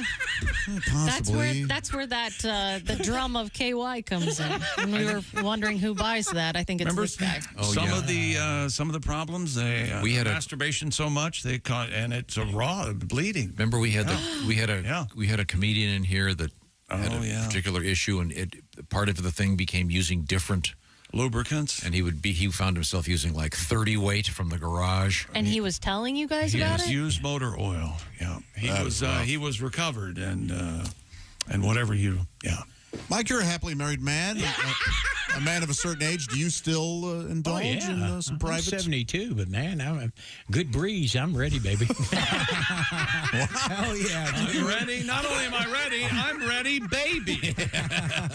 Yeah, I think he was referring to, I think, solo outings. Right. A gentleman would never ask that of another. I don't need 30 weight. I'd like to know. Okay, but Chick McGee has something to tell us. You know, when that love bug bites, well, don't you have nice music to listen to on your Raycon earbuds? Of course you do. And now Raycon has just launched their upgraded model, the best-selling everyday earbuds. You get active noise cancellation, gel tips with ergonomic design for that perfect fit, and multi-point connectivity that lets you pair with 2 devices at once. Plus, of course, Raycons have that quick charge function and weatherproof and sweat resistant. And brand new colors, blush violet, forest green, royal blue, classic black. And Raycon also offers a 30-day happiness guarantee. What are you waiting for? Go now. Before you forget it, go to buyraycon.com/Tom today and get 15% off your Raycon order plus free shipping. That's 15% off and free shipping at buyraycon.com/Tom. That's buyraycon.com/Tom. Do you suppose that guy that got over the porn addiction, do they give you like a, like AA? They give you like a coin or something? You get a coin, yeah. Yeah, and then people will announce like on Facebook, hey, I'm celebrating 7 years of sobriety. You think this guy logs on? Hey, 6 months without a... No, you can't make a fist hand, though. just asking. When we come back, we'll visit with our guest, comedian Mike Armstrong. Mike's comedy special is an open bar special, and it premieres tomorrow. Where does one find this? It's streaming. You can go to my website, go to YouTube or whatever. Okay, it's Mike Armstrong, the open bar comedy special. Also, Friday night, it's the Kentucky Comedy Festival, Murray, KY, to see Mr. Armstrong live in person. This is the Bob and Tom Show. Just got to get...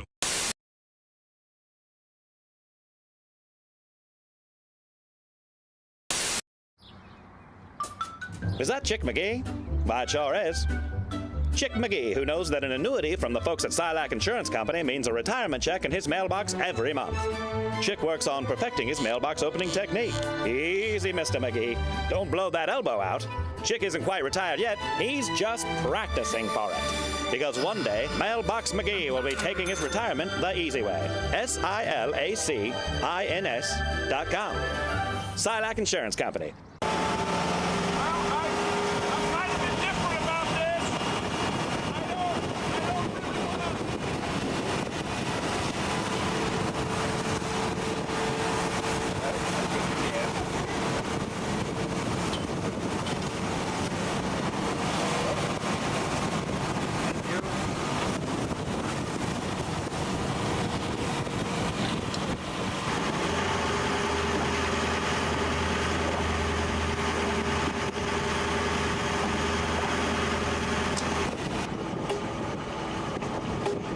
Should dip him, right? Oh, definitely. Are we gonna dip you got to dip him. Yep.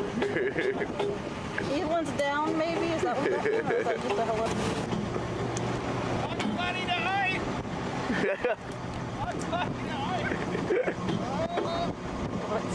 Bugs Bunny to oi. There he goes.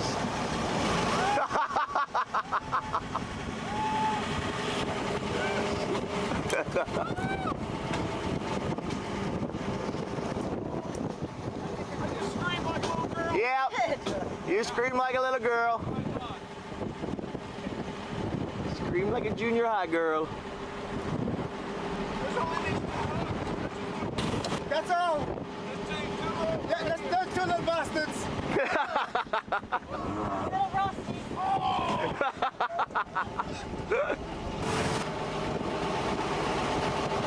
Now, before we let you in, I got a couple of questions I need answered. That was unbelievable. Thank you, my friend. That was incredible. Yay! Thank you, sir. I knew they were at the bottom of it. Well, I made it. really, yeah. You can't stop staring at those two little. There's two hooks, and that's. So you want to hang on to something. Hi, this is Christy Lee from The Bob and Tom Show. Thanks for watching this morning's show. To listen, just go to bobandtom.com. Check out the list for a station near you or stream the online radio station on our website and the Bob and Tom app. The Bob and Tom Show, on air, on app, and on demand. I'm in Bob and Tom's studios. April Macy was on Bob and Tom today, and I probably know more about what turns her on than anybody I know of. She's trying to play hard to... Oh, Eureka's! I swear to God, she is fire-ass hot. Hi. Remember me? I do, unfortunately. Yeah, don't worry about that restraining order, because that's expired now. But you're famous. You've been on TV before, and I'm sure you're used to the porkerazzi coming in taking pictures. I swear to God you are. Oh, please don't say porkerazzi. Porkerazzi. You don't carry pepper spray anymore, do you? Because It's so uncomfortable. It's very uncomfortable, your porkerazzi. Well, the last stuff you carried stung a little bit, but you are from head to toe. You want my pager number, maybe? Is that something you might perhaps be interested in? Pretty lonely. Okay. I tried to hit you up on Christian Mingle, but your profile picture didn't really reply to what I had, so... Yeah, you can go on J-Date if you'd like to see me. Go on J-Date? Okay, I swear to God I will. I know what the J stands for. I had tennis elbow doing that all through high school. I'll see you, April. Bye. Sexy thing. Oh, my God.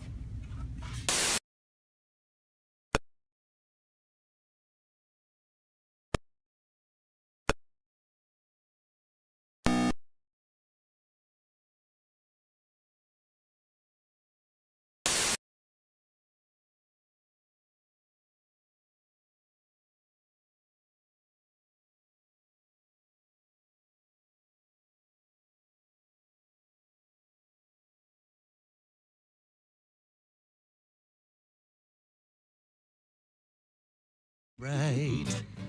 Because I'm blind. Jeez.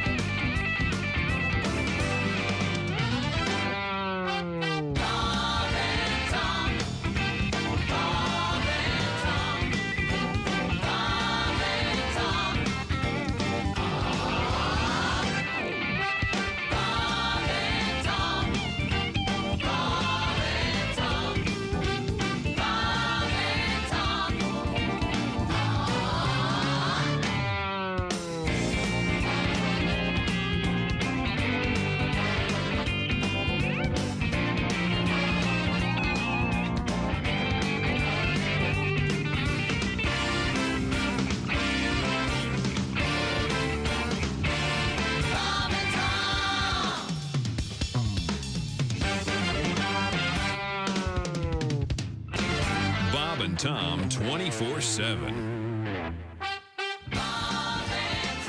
Hey, this is Tom. Coming up Wednesday morning in the Bob and Tom Show, Sexy Time, with comedian Allie Breen. Well, you guys like to think cynically, and yes, unfortunately, you're void of that quality. Yeah. Thank goodness you're on solid ground. I am above any cynicism. That's exactly right. Yeah. That's Wednesday morning in the Bob and Tom Show. The Bob and Tom Show, weekday mornings at 6 a.m. Eastern on Bob and Tom 24/7. Bob and Tom. I listen to Bob and Tom. I listen all morning long. And visit bobandtom.com. Bob and Tom. With Christy Lee and Chick McGee. You guys rock. It's your fault. I blame you. I know you do. That's the way this is going to go. What happened to the show? Well, chick. Welcome back to the Bob and Tom Show. We have a special guest, Tom.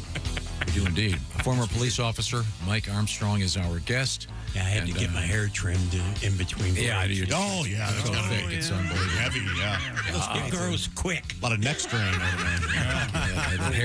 The weight of the hair is heavy. Problem. Heavy.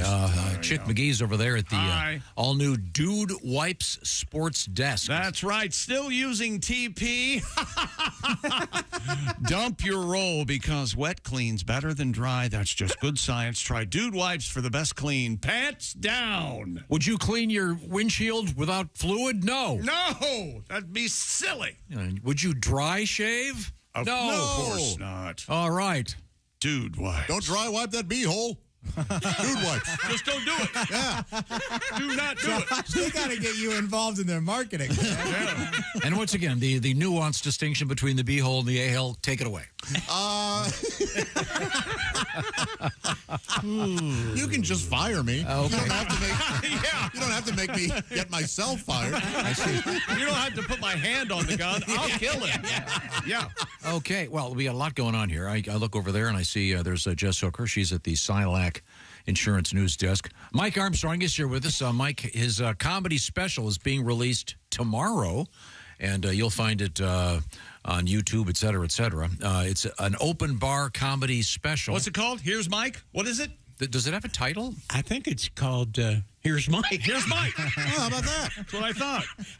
You know, they named it, and I don't pay no attention to that stuff, and my wife takes care of it. Okay, yeah. Wow. Then if she did it, it could be, you know. Believe me, she. Mike Armstrong, hung like a flea, the comedy special. Hey. For my birthday, she got me a bracelet. It said, "Do not resuscitate." So there you go. Lovely gift. Godwin's got one of those open bar specials, too. Yeah, that's a cool thing. His is, and I should point this out. Here's Pat. This is his name. Pat's special I do know is called Repeat After Me. Mm-hmm. Oh. I thought you were going to. Repeat after me. No. What? Pat's special is called Repeat After Me. Repeat after me. Well, then you have to. Okay.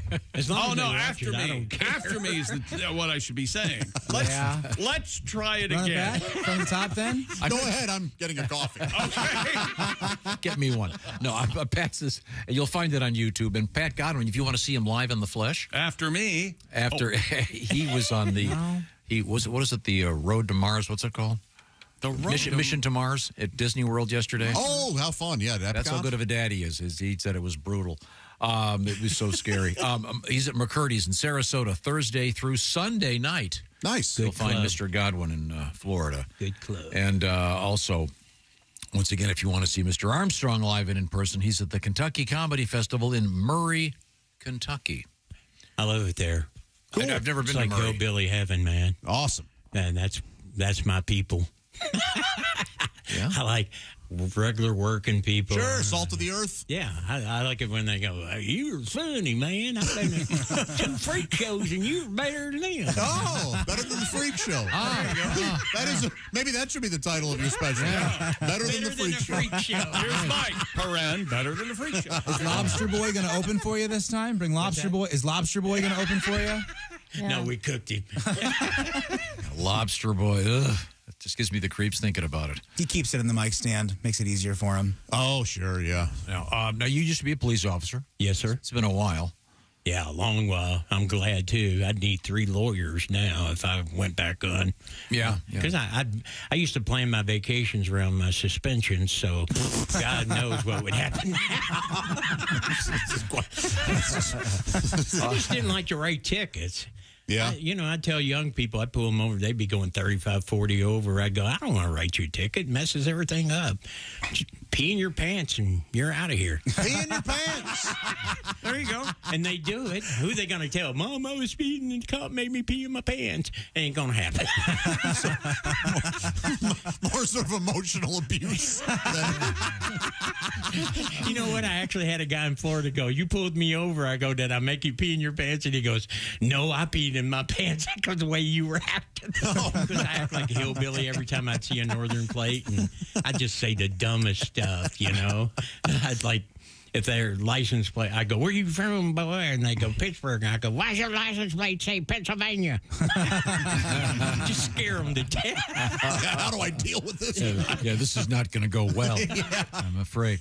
Now, we have sitting right over there. She's feeling better today? Feeling better today. Okay.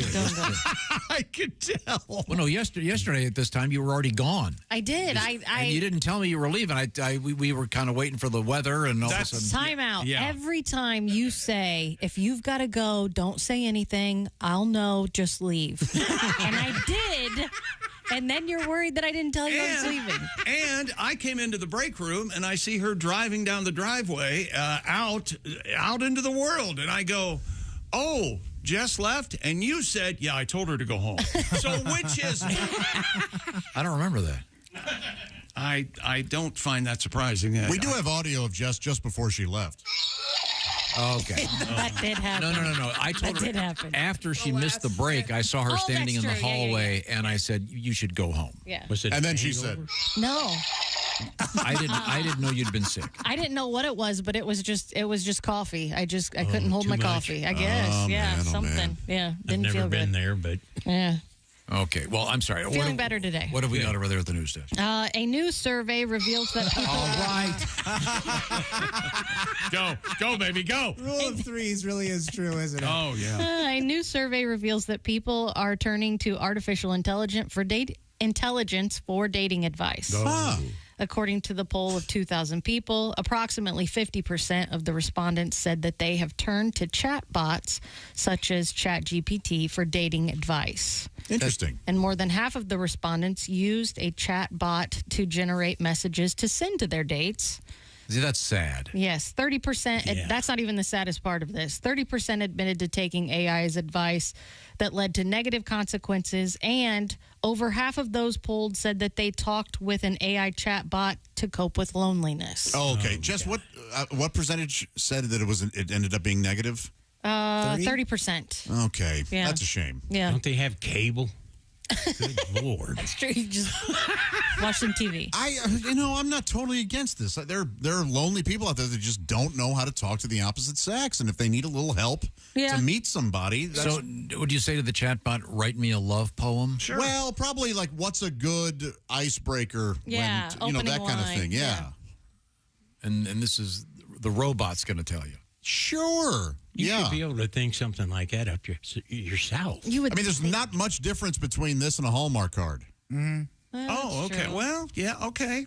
So I don't know. I used AI to write some sales proposals, and I never used exactly what they said, but it inspired better ideas. That's the idea. So, yeah, yes, that's a good. Yeah. Yeah. I have a lot of buddies. They'll use it for outlining, something like that. Something tedious they don't want to do, but then you still have to do the actual creative work yourself. Yes. I agree. This has it. But aren't you it'll be putting up a false front if this is a dating situation? Yeah, it's online dating. It's all a false front. Yeah, it's all a sales call is all it is, and you want to present your best self. Right? It's all a big lie. I mean, is it any different than me texting one of you and being like, hey, what would be a good opening line? I've got this guy I like. Right. Yeah, there's a difference if you text us. We're human beings. You're not texting. Yeah, that's true. But there's a chance the AI is going to give her a better line than. Oh, you guys would be horrible at your advice. Well, not necessarily. Yes, No. You go, hey, man, how you fix for sex? You know, something like that. Right. Check these out. Yeah. How's that thing hanging? If you read it aloud, the end of the limerick does not rhyme. That word does not rhyme with fussy. Look, the phrase "it's not going to suck itself" doesn't. I'll be honest, it doesn't work all the time. No, but you don't need it to. But when it does, it's real fun. Yes. Even if you're batting 100, but you're getting home runs, it's worth it, right? You don't have to hit it every time to be a. I think this is for the debilitated. Like they're so shy, yes, and so that it's a good thing. Mm-hmm. Well, even if they get a date, they won't go out if they're real shy like that. Well, you would hope they would. Oh, could you imagine just doing ChatGPT at the table? She says something, you have to type it into your phone, wait for a reply, and then let her know what's up. Well, that's sort of implied in this story of. This is like Her, right? That movie with Joaquin Phoenix. Oh, yeah, where he talks to where her. He kind all of the falls time. in love with her. Yeah, he does. Right. And some people said they started talking more to Chat GPT out of loneliness. Yeah. Ah, boy. That's where you do kind of want somebody, a human to step Do they have, dare I ask, a Chat GPT interactive coaching for intimate activities with oneself? Huh? Like how to seduce yourself? So not like, hey... You know, if you... What do you mean, for masturbation? Yeah, like a sex talk thing. Where What will I like? What?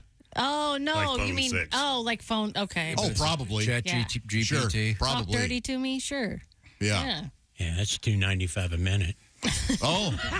I mean, is that still out there? Oh, yeah. Oh, Do they yeah. have phone sex? Okay. Are they putting phone sex out of business now? Where you're talking, it's a robot instead of Probably. some unattractive woman posing as some really attractive hot face. Yeah. Okay. All right. When we come Did back, you say we'll some talk. really unattractive hot face? What did you say? Babe. Oh, hot Okay. face. This is the Bob and Tom Show. Reach us toll free at 1.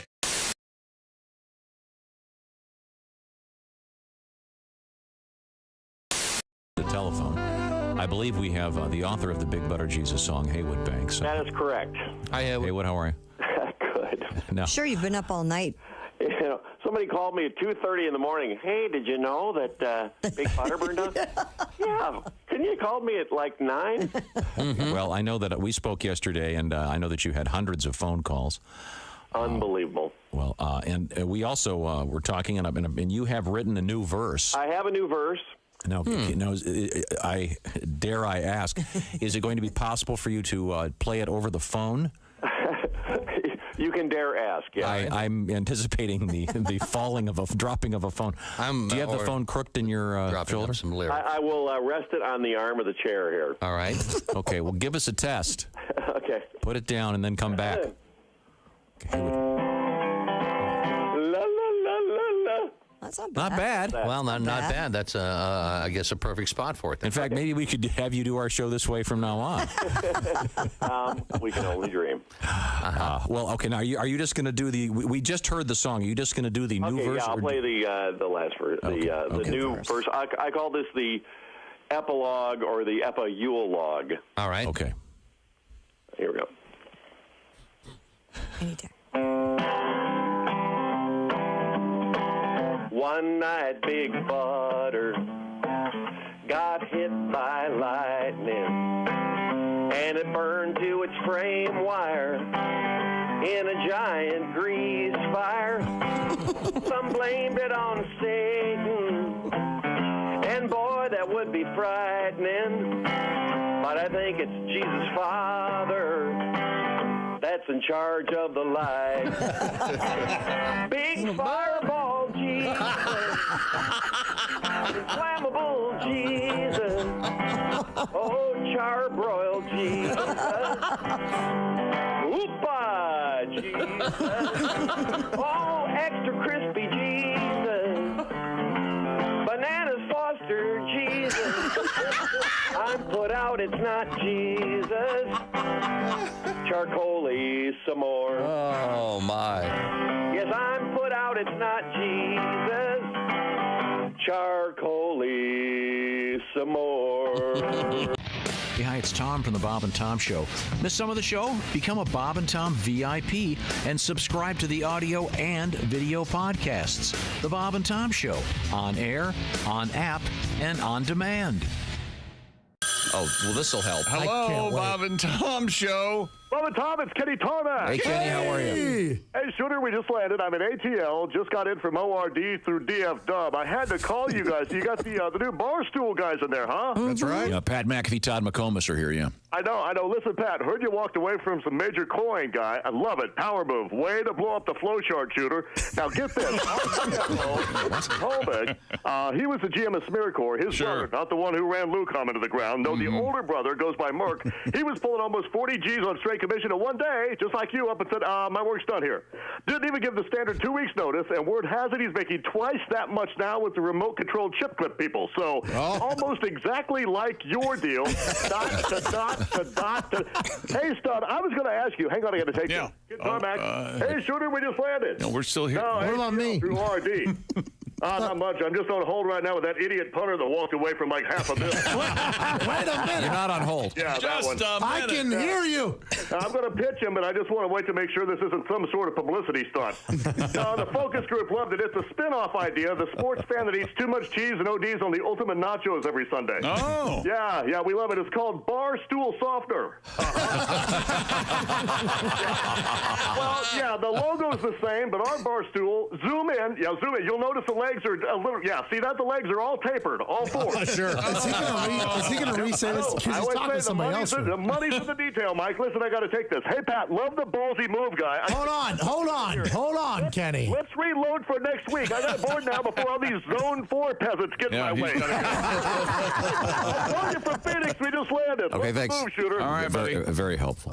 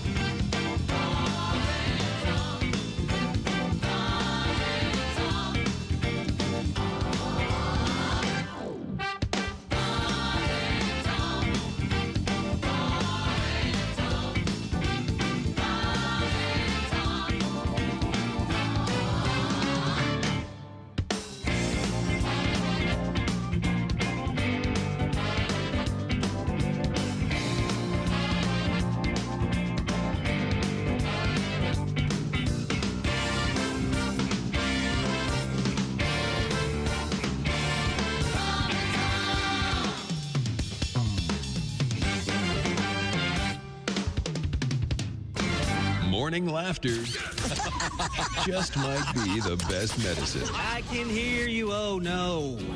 You're talking out your ass again. Bob and Tom Radio, 24/7. The Bob and Tom Show. I know of two of them, one of them at least, he was as healthy as a damn horse when he went in there. There was another one.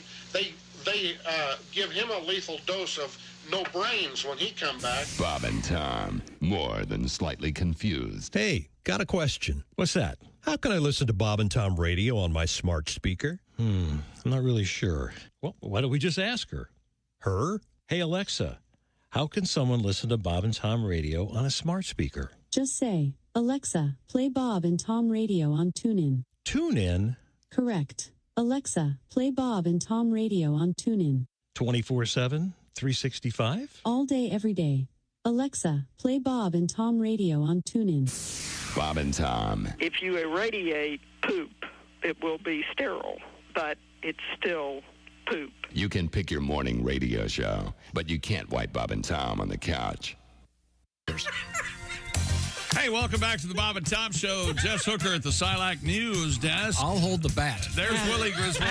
I'm not speaking to him the rest of the show. Josh Arnold's here. I don't understand. Chick bought coffee for everybody. Now everybody's on his case. I don't understand. Well, that doesn't mean he gets to be a dick for the rest of the morning. I don't get anything. There's Ace Cosby. And here's Tom. Hi, Tom. Very much. Welcome to the show. It's on my nerves. You know something? Yeah, I'm going to pay you back. You know how I'm going to pay you back? How are you going to pay me back? I'm going to pay you back right now. Talk to me, baby. Play Sean Morey. Play Sean Morey. Play Sean Morey. I can do two things. We have a guest in the studio. Thanks a lot, buddy. Professional We're comedian. not friends.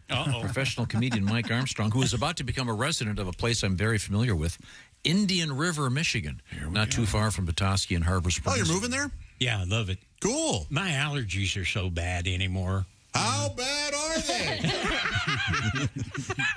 I'm sorry, I thought aren't you allergic? You're just allergic to work, aren't you, Josh? Oh, yeah. Mike, I found the same thing. I was in Illinois for a better part of the last year, and I found that I'm pretty allergic to living in a state where weed isn't legal. My allergies were much better when I was up there.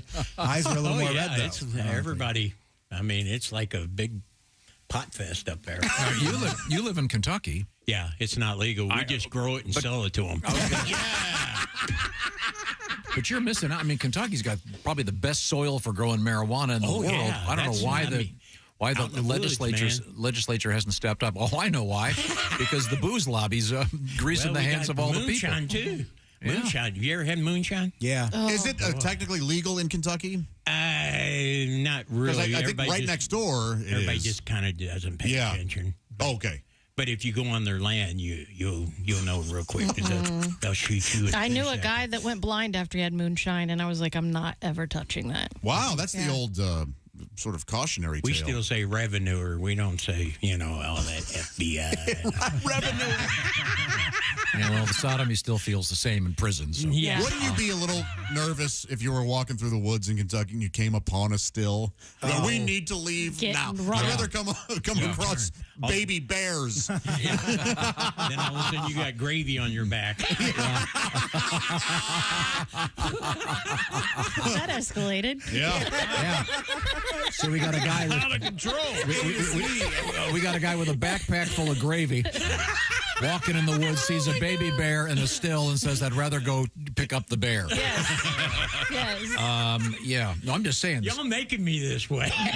The Commonwealth of Kentucky needs to step up and make pot legal because they'll never do it. Nice man. soil. Never. Yeah. Is it the liquor lobby stopping them? It's the horses and all that kind of stuff. Oh, okay. They rule the roost. What do the horses care about pot? I have no idea. Those races would be slower. Hey, Seabiscuit, for God's sake. He dropped down the stretch they come. Well, it's been 12 minutes, and now we're at the clubhouse turn. And the gates are open, and they're just sitting there. Now I go to that track. So I'm trying to pay Chick back for certain activities that have been happening in this room, and there's only one way to do that. Now, you are a professional comedian, which is how I started this.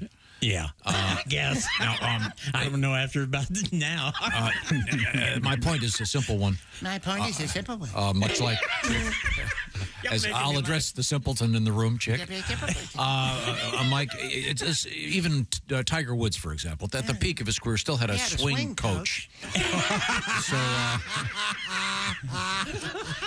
you're about to be coached in the art of joke telling, ladies and gentlemen. Who's that sexy? Here he is with his joke of the day. Chick, these days, Lance is a kind of uncommon name. Lance, as a name, is uncommon, yes. But back in medieval time, you heard Lance a lot. That was Ace Coffee's joke of the day. No. Sir Lancelot, you see. Yeah, I got it. We didn't want it, but we got it. I'm trying to forget it. They're upset. I think my 4-year-old granddaughter told me that joke 4 years ago. She must have been listening to the show because Ace wrote it. Okay, well, let's... it's funny. Let's go that way. What have we got at the Silac News Desk? The U.S. Customs officers in California intercepted over 500 pounds of meth concealed within wooden furniture. Boy, those guys are party poopers, aren't they? The customs officers. Not like it's addictive or anything. Fellas can't have fun with meth anymore. Yeah. Here come the party stoppers. So it was in furniture? Yes. Lazy boys no more. Wooden furniture, really. Why don't you and Mike take it to the party? We're going to sit in here and be adults. How about that? Hey, look, I love the fact that you got a guy in the woods coated in gravy, and he sees a bear. Boy, this is the wrong time to do my gravy.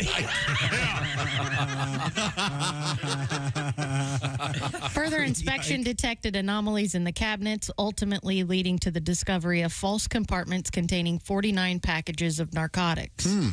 The 516 pounds of methamphetamine had an estimated street value of $928,000. Holy cow. That's it. Hey, honey, we're having company over. Bring out the nice armoire and the crystal. Cabinets worth $920,000? Were they from Restoration Hardware? They're proud of their product. That is steep. They like their furniture. Need a cosigner for a nightstand. That is meth furniture. That's not a bad idea. Ooh, You don't need teeth to eat meatballs. They're made with gravy, you see. Is anyone still listening? No, Lancelot, I get it.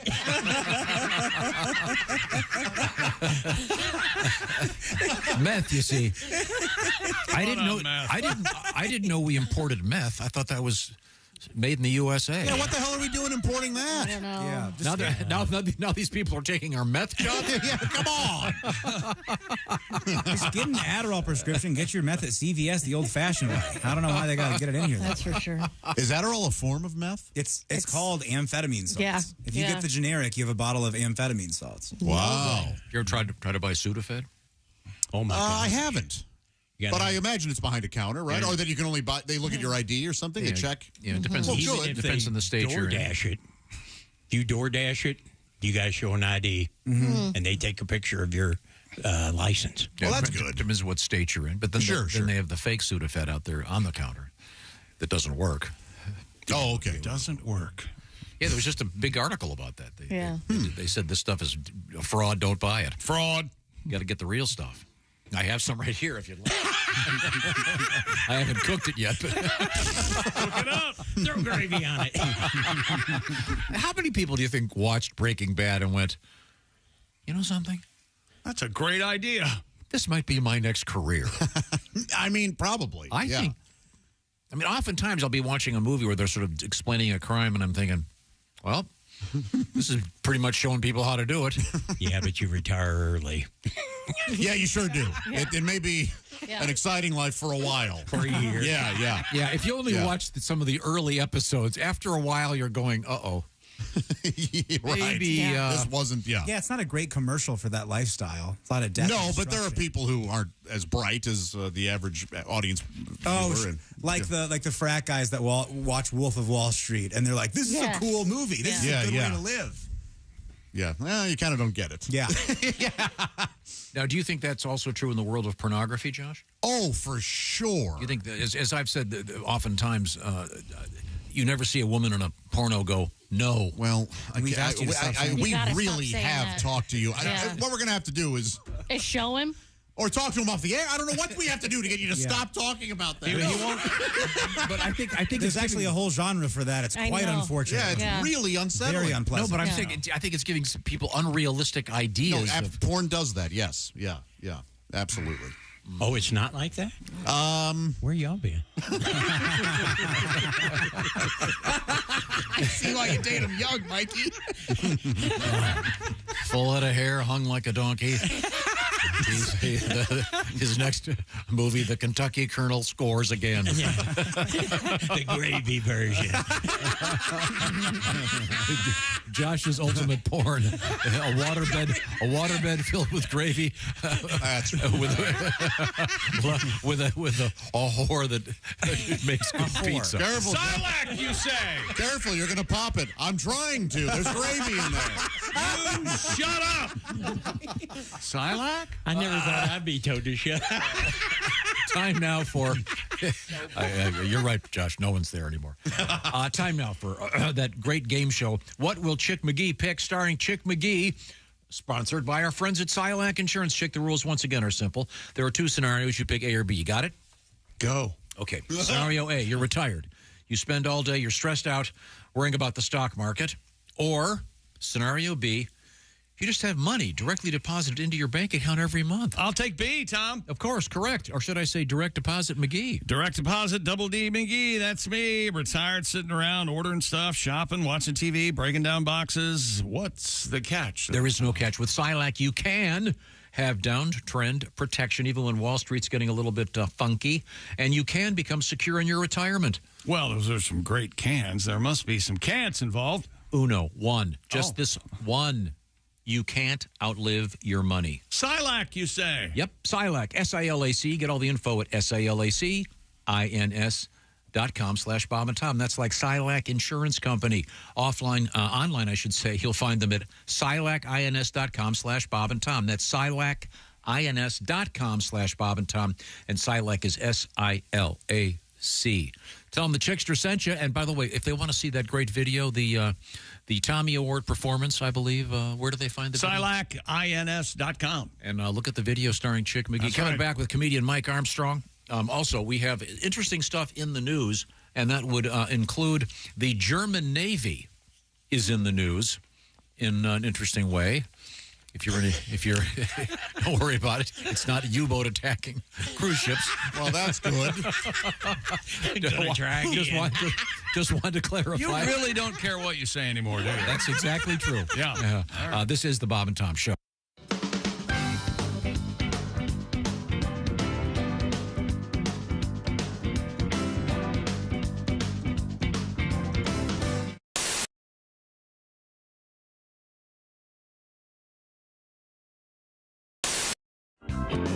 If you take a girl to dinner and she asks the maitre d' for a better table, she's never going to be satisfied with anything in her whole life. That's one of the rules. One of the rules in here. That's one Just of go the to the rules. bathroom and go right out the window. Oh. Leave your car, buy another one. It'll be cheaper. Tom has one of those rules. That's one of the rules in this book. Yes. Yep. All right. Watch the way that a date treats a waiter or waitress, or because waitstaff, that's how yes. they'll treat you in 3 months. Yep. That's the rule of thumb.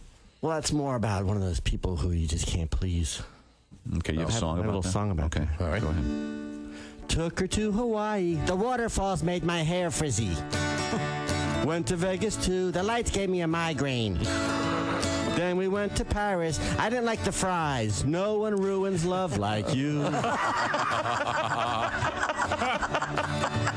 Took her off to Rome. There were too many Italians. Had the finest pasta. I don't eat carbs. Saw the Sistine Chapel. That made my neck hurt. No one ruins love like you. The beaches of Tahiti. There was nowhere to pee-pee. Full moon up above. That was kind of creepy. The finest hotel. I thought it was seedy. We made passionate love. I couldn't see the TV. The pyramids of Egypt. That made my skin dry. The Taj Mahal, too. That was too drafty. The Leaning Tower of Pisa. I would sue the contractor. No one ruins love like you. Chris, you're a single guy, right? I am 37 and single. Nobody plans that. Right? No one's in high school going, I'm just going to wait till the end and see who's left. I'd like to find someone my age, if for no other reason than they would get my references. Sure. Right? You get tired of telling girls who the Black Crows were. And I don't know if you've ever dropped a Fletch reference on a 23-year-old female, but you might as well hand that girl a Rubik's Cube and a beeper. Because she's just staring at you like, what's a water buffalo?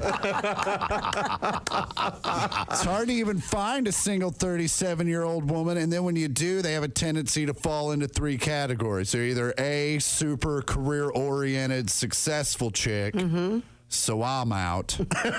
Right? Those girls are looking for a guy that owns a suit. I have a pair of slacks.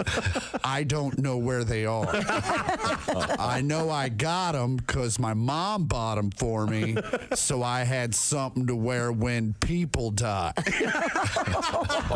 I don't know if you've ever shown up to a funeral in jeans, but your mom refuses to let that go.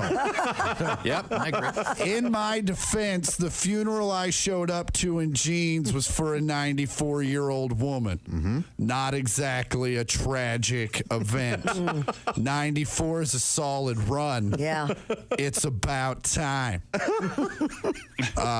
Have you ever been to a 94-year-old person's funeral? Nobody's sad. Everyone's just happy to be off work on a Tuesday. A second category of women single at my age are divorcees, and those women are like Chernobyl. They're beautiful, but something bad happened, and now we all need to leave it alone for a few years. For the millennials listening, Chernobyl is a city in Russia I know a lot of you are wondering why I'm mentioning that map on Call of Duty.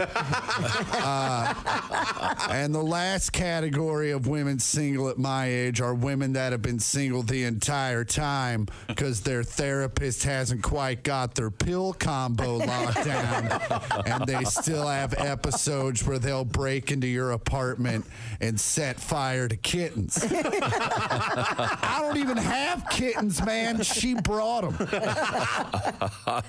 Chris Porter.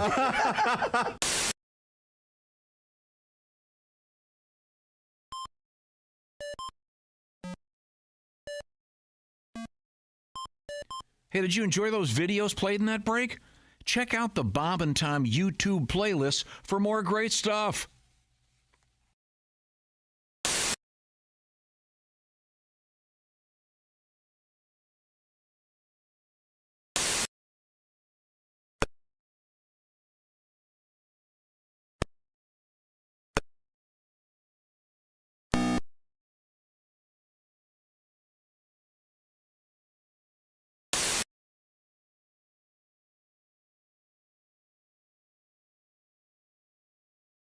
Ladies and gentlemen, Bob and Tom. Dr. Ruth died Friday at her home in New York City. Yeah, she was she had a very thick accent. We had the famous knockoff, Dr. Ruth Weisboner. I think we need the music.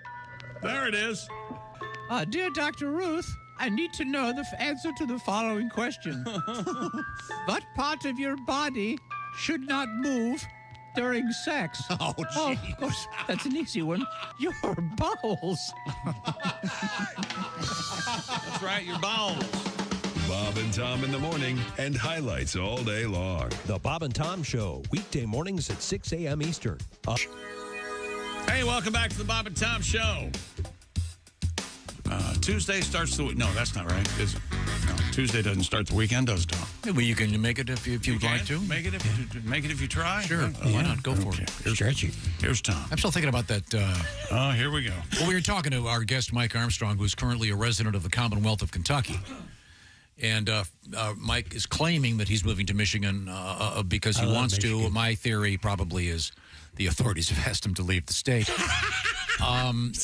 But we were talking about the fact that Kentucky is it's famous for the great soil, tobacco, fine product that they grow there, but they don't allow the marijuana. Now, I'm sure in the hills, there are some folks in the woods, growing man, it's all over the place. But you'd think that the legislature would recognize what a quality product it would be. You know, and then they'd be going, oh, you're promoting marijuana and drug abuse. Yeah, there are plenty of reasons against and for marijuana. I've always been... I say don't arrest nobody for pot. And you were a cop, so. Yeah, Is it true that cops have the best pot? Yeah, actually. That's why I said I quit smoking pot after I got off police department because I didn't know it cost that much. You always say you're going to burn it up, but you just don't say how.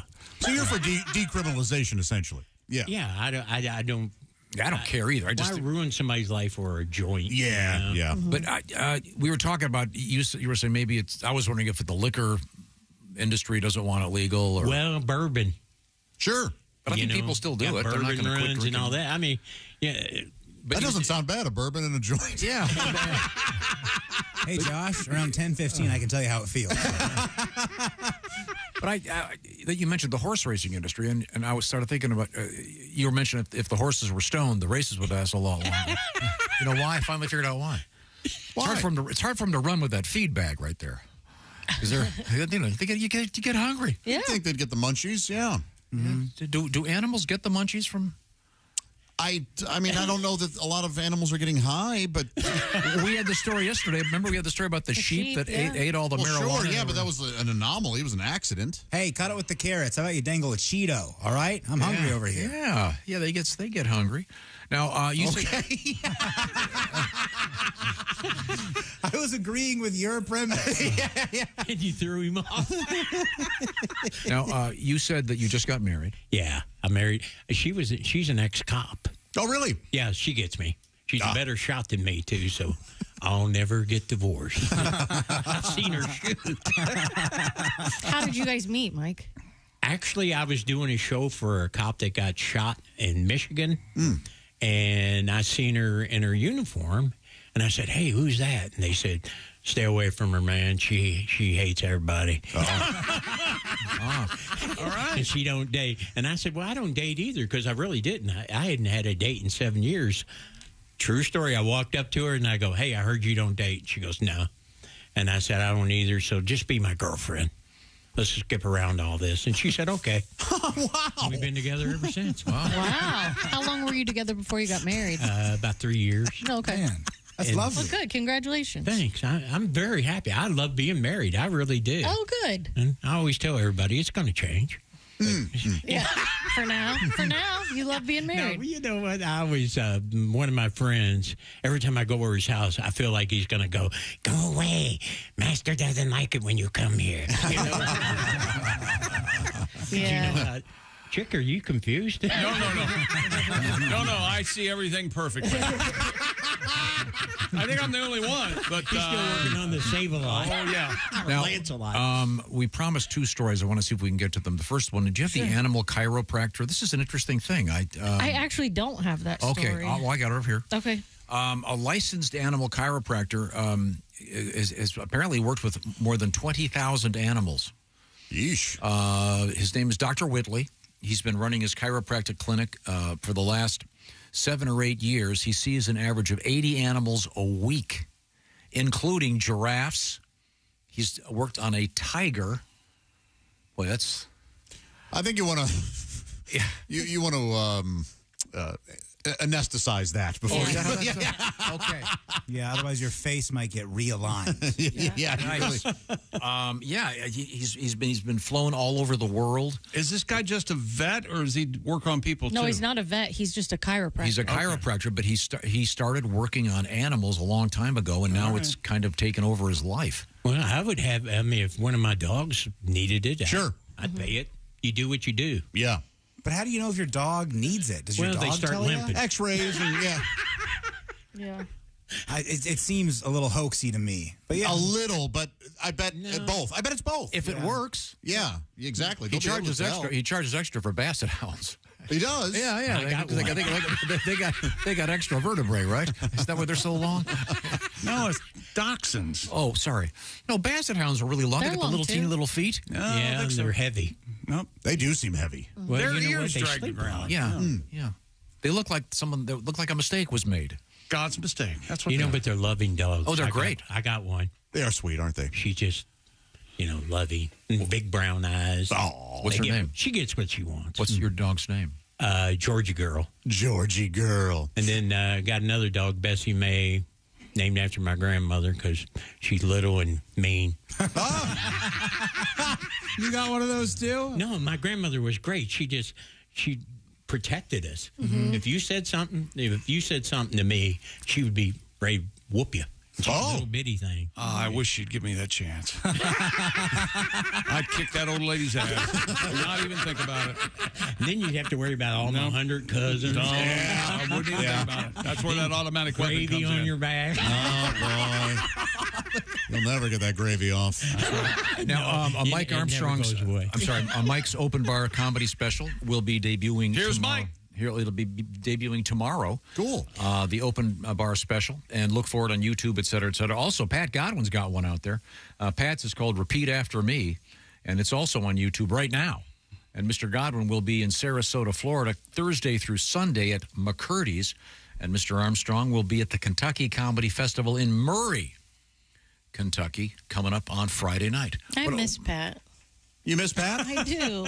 You miss the tours? No, I just miss him. No, I don't miss the tours. I don't miss traveling with you guys at all. Why don't you FaceTime Pat today? I should. Yeah.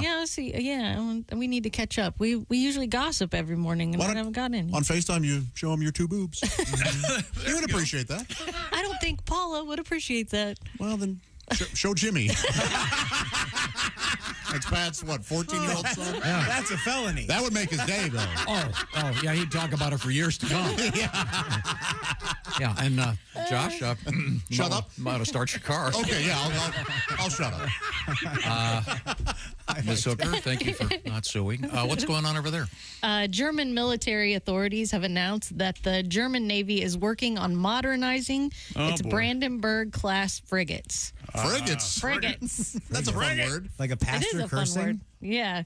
This will mean upending their reliance on an outdated technology, 8-inch floppy disks. I didn't even know those were still around. Yeah. Well, that means they should update it. Yeah. This is on a warship. Yeah.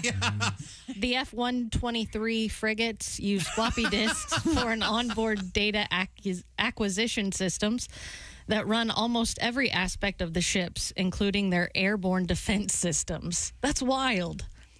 And it's a floppy disk? It's a floppy disk. Yeah. Maybe it's nervous. Dude, if you're 8 inches floppy, you got nothing to be nervous about. Boy, that's really terrifying, is what that is. Well, but aren't there guys out there that have an 8-inch floppy that, when erect, it's still 8 inches? Oh, yeah. It just becomes stays. rigid? Oh, I don't know. This is the grower versus shower concept of penile. I thought we were talking about a boat. Well, all right. On a boat, I'm still I'm a grower. I'm a grower. Isn't that a Dr. Seuss book? Land or sea. I'm a grower on a boat. Horton, here's a grower. That's what it is. So they have to find a port where there's a Radio Shack? Apparently. Tom, wasn't JFK on a German boat for a while there? No, he was an American. He was on PT 109. Oh. And then he wrote, help me on a coconut. Well, that's the perfect segue. I can't believe you just made that point because a nutrition specialist is letting the world know that you can bring whole coconuts in your carry-on luggage. Psychic comedy. Thank you. Thank you very much. Dr. Paul Sandino says that he opts to bring a whole coconut with him while he travels since he cannot bring bottled coconut water through TSA. Wow. What a dork. That is silly. No kidding. He paint a face on Those are always lovely, aren't they? There's nothing in the code book that says you can't bring a coconut. I bring one every time. Oh, you're that guy. If he's sitting next to me, I'm going to have a Jack and Coke and I'm going to punch him in the face. So what's the first thing you think, though, if you're traveling with a coconut is... How do you open it? Exactly. If you're wondering, he says to drink the coconut water. For those who are curious, on the tops of the coconut, there are 3 eyes. One is soft. So he also brings a metal straw that TSA allows. You're allowed a metal straw? Yeah, which can be used to drink the water from the coconut through the soft eye. I'm going to shove this into the flight attendant's eye. No. Also, TSA allows passengers to bring corkscrews without a blade on the planes. A corkscrew is still a corkscrew. You don't need a blade on it. Yeah. That's a weapon right there. Yes. Yeah. Why?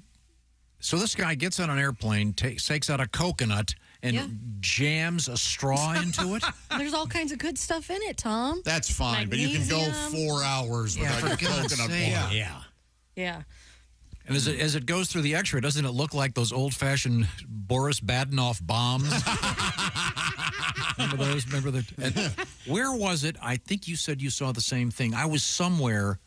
And they had, like those primitive signs for like men's room, ladies' rooms. They had the outline. Yeah. I am totally serious.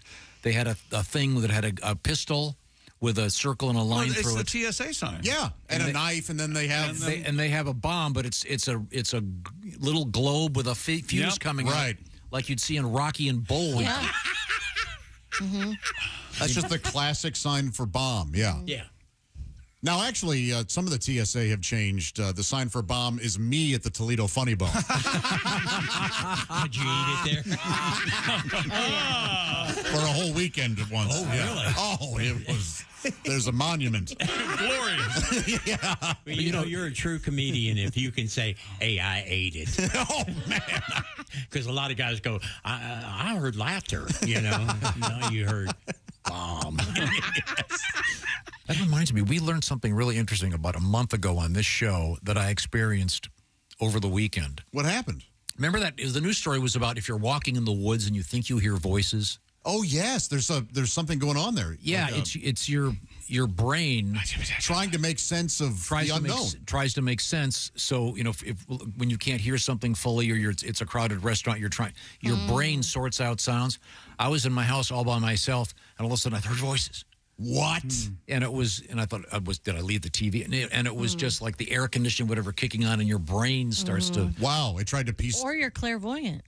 Oh, you think that? Yeah. Maybe. Wow. Maybe somebody's trying to talk to you. Boy, I sure hope you can't read our thoughts. Yeah, that'd be really. Makes sense why he's so mad at us all the time. And I don't know how my air conditioner knew hung like a donkey. That's a odd phrase. Tom, you're hung like a donkey. Oh, thank you, air conditioner. I appreciate it. Thank you, air conditioner. But I was in the house all by myself, and it was at night. It was and then I realized, oh, wait a minute, that's what's going on. You know, it's whatever. It's the ice machine or something going off, and it's. Meanwhile, there's a ghost going. He thinks it's the air conditioner. Quick, hide his shoes. But back to the story about this guy, and I'm reading this thing where he crams a metal straw into a coconut on an airplane. Can you imagine sitting next to this guy? Because you know he's going to tell you, oh, by the way, a lot of nutrients in this coconut. That's right. You're drinking poison. Do you know that's poison? Okay. Then he'll hit you with the classic, hey, they only gave you half the Fresca. They won't give you the can, but I got the whole coconut. How does this guy not get a coconut shoved up his keister? Have we become a little too polite on planes? No. Yeah. Sitting next to the guy who out of his bag pulls the foot-long onion teriyaki sub. Yeah. You mind if I eat this? You know, I do. That's rude. I just bring a banh mi and a broth to dip it in. You know, a wet sandwich gets me ready for a good flight. Big bag of pork rinds. Yeah, I'm surprised they let you bring food on planes. I mean, if it's for sale near the what the hell, the terminal. Have you sat next to the people that like pack the tackle box and bring on the plane? Like you can pack your own snacks. Have you seen this? You know, yeah, but usually, has it been offensive for you? No, it's usually like some fruit and some granola. Yeah, maybe some almonds or something. Yeah, it's not too. Yeah. Those people aren't that bad. Yeah, but it's almost a money saving measure, I think, because of how expensive everything. But you also kind of look at it, boy, don't you have your life together?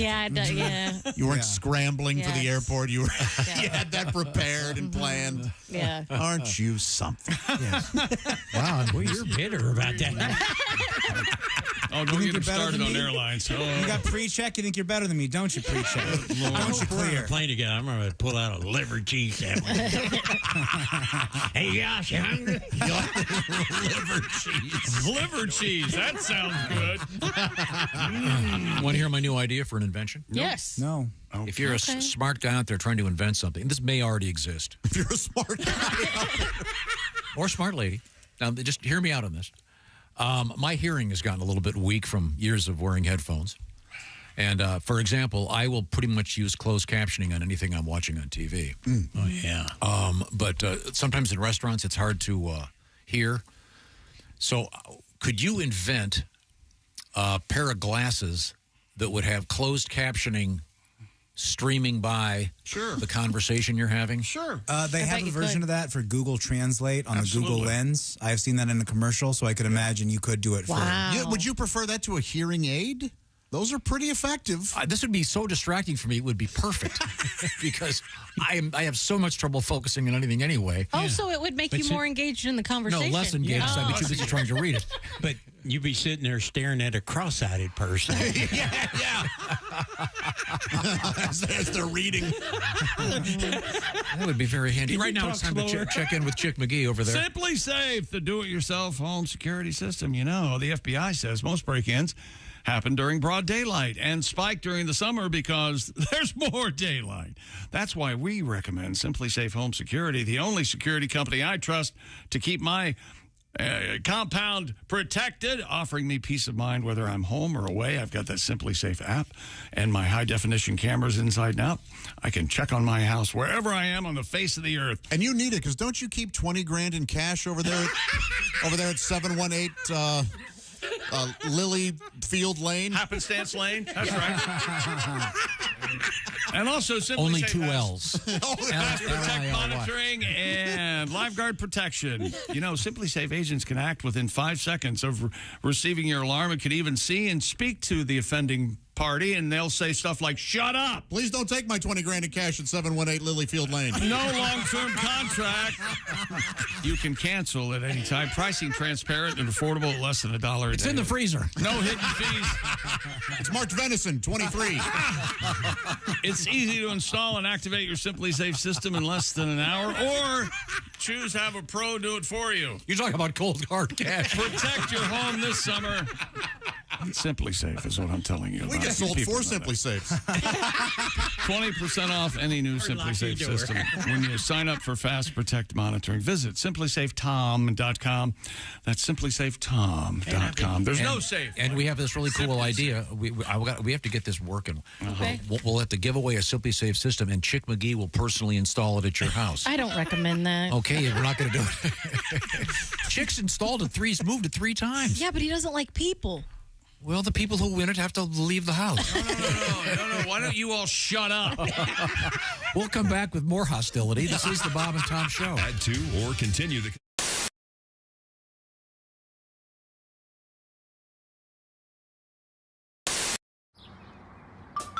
Is that Chick McGee? Why, it sure is. Chick McGee, who knows that an annuity from the folks at Silac Insurance Company means a retirement check in his mailbox every month. Chick works on perfecting his mailbox opening technique. Easy, Mr. McGee. Don't blow that elbow out. Chick isn't quite retired yet. He's just practicing for it. Because one day, Mailbox McGee will be taking his retirement the easy way. SILACINS.com. Silac Insurance Company. Joining us in the studio now, we have Dr. David Wolf, astronaut. And he and Kirsty are making out, evidently. Welcome back to Earth, sir. Oh, there David, how are you? Thank you. Dr. Wolf is wearing a NASA golf shirt. Very cool. Of course he is. Nah, you can get those at gift shop, Tom. That's no big thing. Dr. Wolf, it's a great pleasure to see you, and glad you're back. The Wolf Man! Thank you, Tom. It's nice to be back on Earth. So, yeah, what'd you do on your summer vacation? Oh, really? Out of space, huh? You win. Yeah, that is kind of a... You do have that kind of conversation trumper. Well, we got back from the vineyard. What'd you do, Dr. Wolf? I was in outer space. Yeah. Pretty cool. Took a few spacewalks. Added a piece or two to the International Space Station. You added a whole porch, didn't you? Yes. Yeah, that's what I thought. Did some maintenance on the port solar array wing. Needed some new batteries. Oh, there you go. Now, if you go to our website... Why do you need a porch in space? Well, where are you going to sit? Two of the guys. Where are you going to sit and rock the next Big Bang? Two of the guys smoke. So yeah, you got to go outside. Hey! Don't light up in the space station. Get out there on the smoking port. This is why Bob's not an astronaut. This is why David comes in here, so we can't make fun of this. You can't smoke in space. I was thinking about that this morning. Of course not. Why we're not astronauts. Could possibly, theoretically, couldn't they, an astronaut who smokes, couldn't they fill his helmet up with smoke so he could smoke? I think it could. There probably is some technology which would permit. There you go. Yeah, but it still can't escape from the suit. Now, on a serious note, and your clothes would really you guys smell. are NASA launching again probably tomorrow. Yes, I haven't heard this morning. We were on time as of last evening. Still, the concern is that there's some thunderstorms may come in and delay the fueling. Summer in Florida, it's tough to get off the pad, as we demonstrated. you know. Yeah, you did. That was actually my first question. I wanted to know. You have to get dressed each and every one of those times. How long does it take to get into the suit and everything ready for launch? It's a pretty big ordeal. It takes 3 or 4 hours, from getting up and then out to the pad, and it's 2 million pounds of cryogenic oxygen and hydrogen. You get up on top of that. The countdown goes, and then it's a few hours to get out. It's a big deal, but it's harder on the cooks and the friends and the family. We go to work whether we go to space or go to Earth. Right. But everyone else has traveled, and they want to see a launch, and it's a lot of trouble to turn around. Our guest is Dr. David Wolf, astronaut. If you go to our website, on the left side, you'll see a photograph of Dr. Wolf. Did you take this one? Were you holding your hand out? Is it a long arm? Is this you with your arm, or did one of your buddies take it? Nobody up there want to take a picture of you, Dave? It looks like you're... No, that's somebody shooting through the hatch when I'm getting ready to go out on a spacewalk. I'm in vacuum in there, ready to go out. Okay. And if you click through the window. If you click there, we have a sort of a whole set of photos there, and you can see Dr. Wolf floating around in space. We'll talk about some of these when we come back. I'm curious, how long does it take you to get into the space suit that you're going to use to do a walk? The suit, you spend the day before checking it out, like a spacecraft itself. The next morning, you spend 2 or 3 hours getting in before you get out through the hatch. About 3 hours. Wow. Don't you have a series of mirrors in your passenger car here at home where you can drive laying on your back? Isn't that just to make you feel comfortable? Feel more comfortable upside down. Wow. Hello, my name is Alexa. Are you looking for Bob and Tom Radio? Well, it's on me. Just say, Alexa, play Bob and Tom Radio on TuneIn.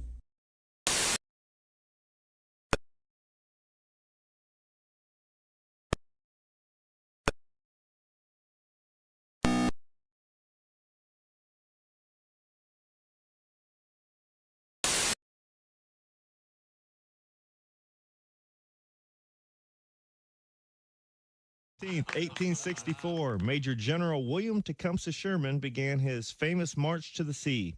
Sherman led his troops from Atlanta, Georgia, to the ocean port of Savannah. As he was leaving, Sherman set the city on fire, gutting 40% of it. Atlanta wouldn't be burned this badly again until they gave their franchise tag to Michael Vick.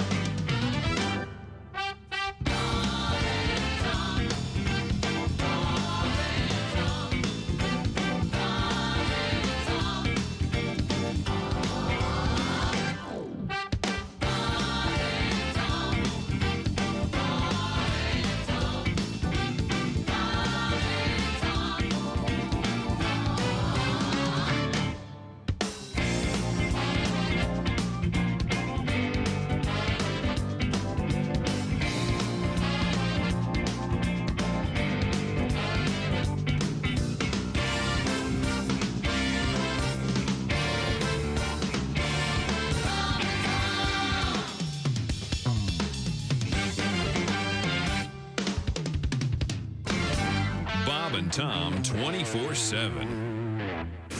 The Bob and Tom Show. I know of 2 of them, one of them at least. He was as healthy as a damn horse when he went in there. There was another one. They give him a lethal dose of no brains when he come back. Bob and Tom, more than slightly confused. Ladies and gentlemen, Bob and Tom. Most of the Kardashians know how to make money. But does she need the gig? Yeah, if they give her $5 million a year, why wouldn't you just go do it for 2 or 3 months? That doesn't seem like it has enough juice for Kim. It kind of doesn't. Unless they have like Rap Week or something, then maybe. Rap Week. I don't know. Why wouldn't they? Dr. Dre against Snoop, I'd watch that. Yeah, I would watch that too, playing Wheel of Fortune. I don't think I'd watch them on Jeopardy. Wrong again, Snoop.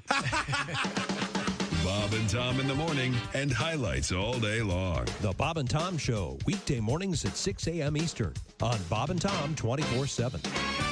Ruoff. Welcome back to the Bob and Tom Show. Yeah, you got to get him started, you see.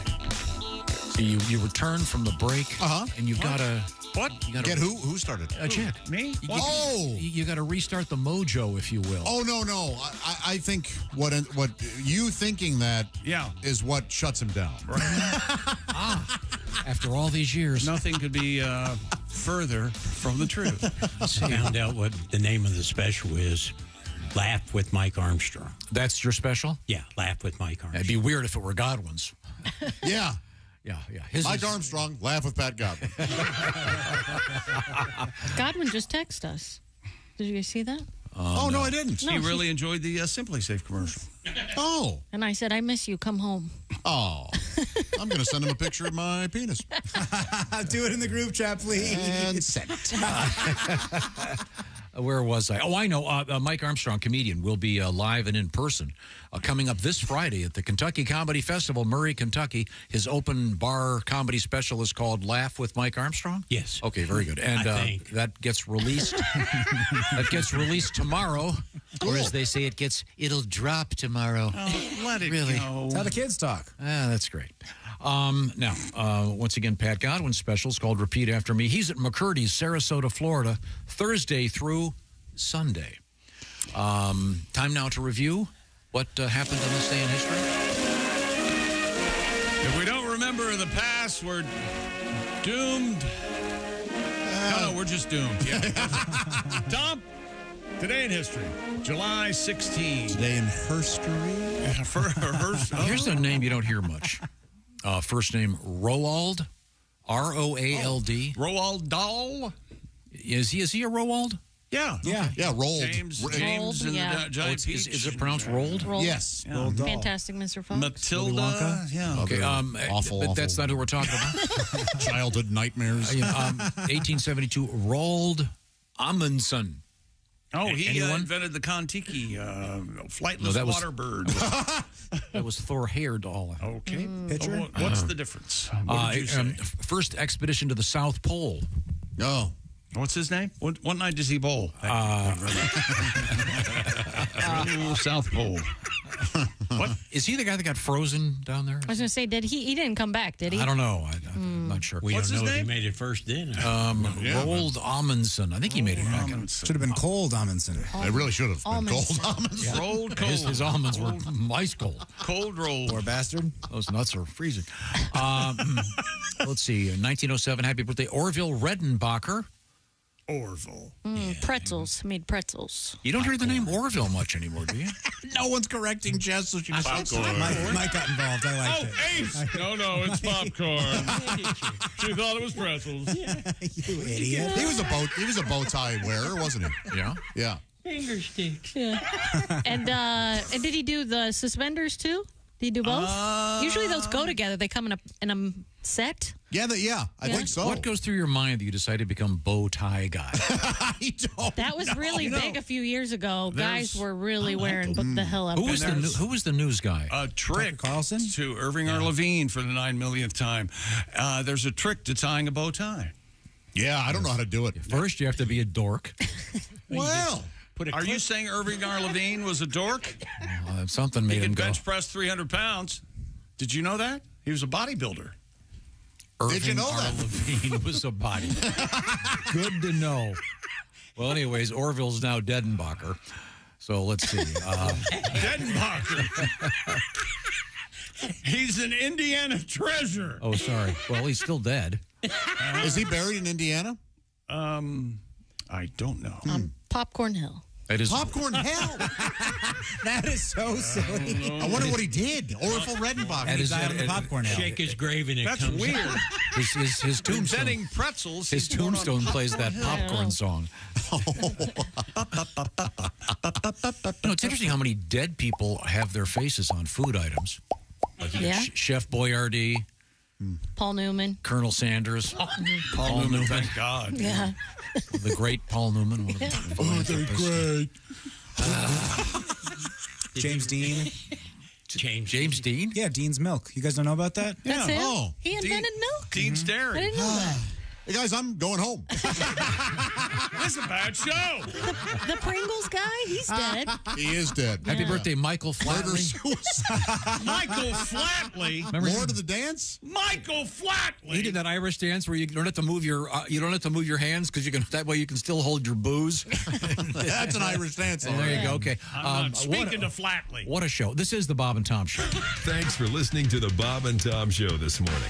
Even though we're not too much to look at, you can also watch the show on our YouTube channel.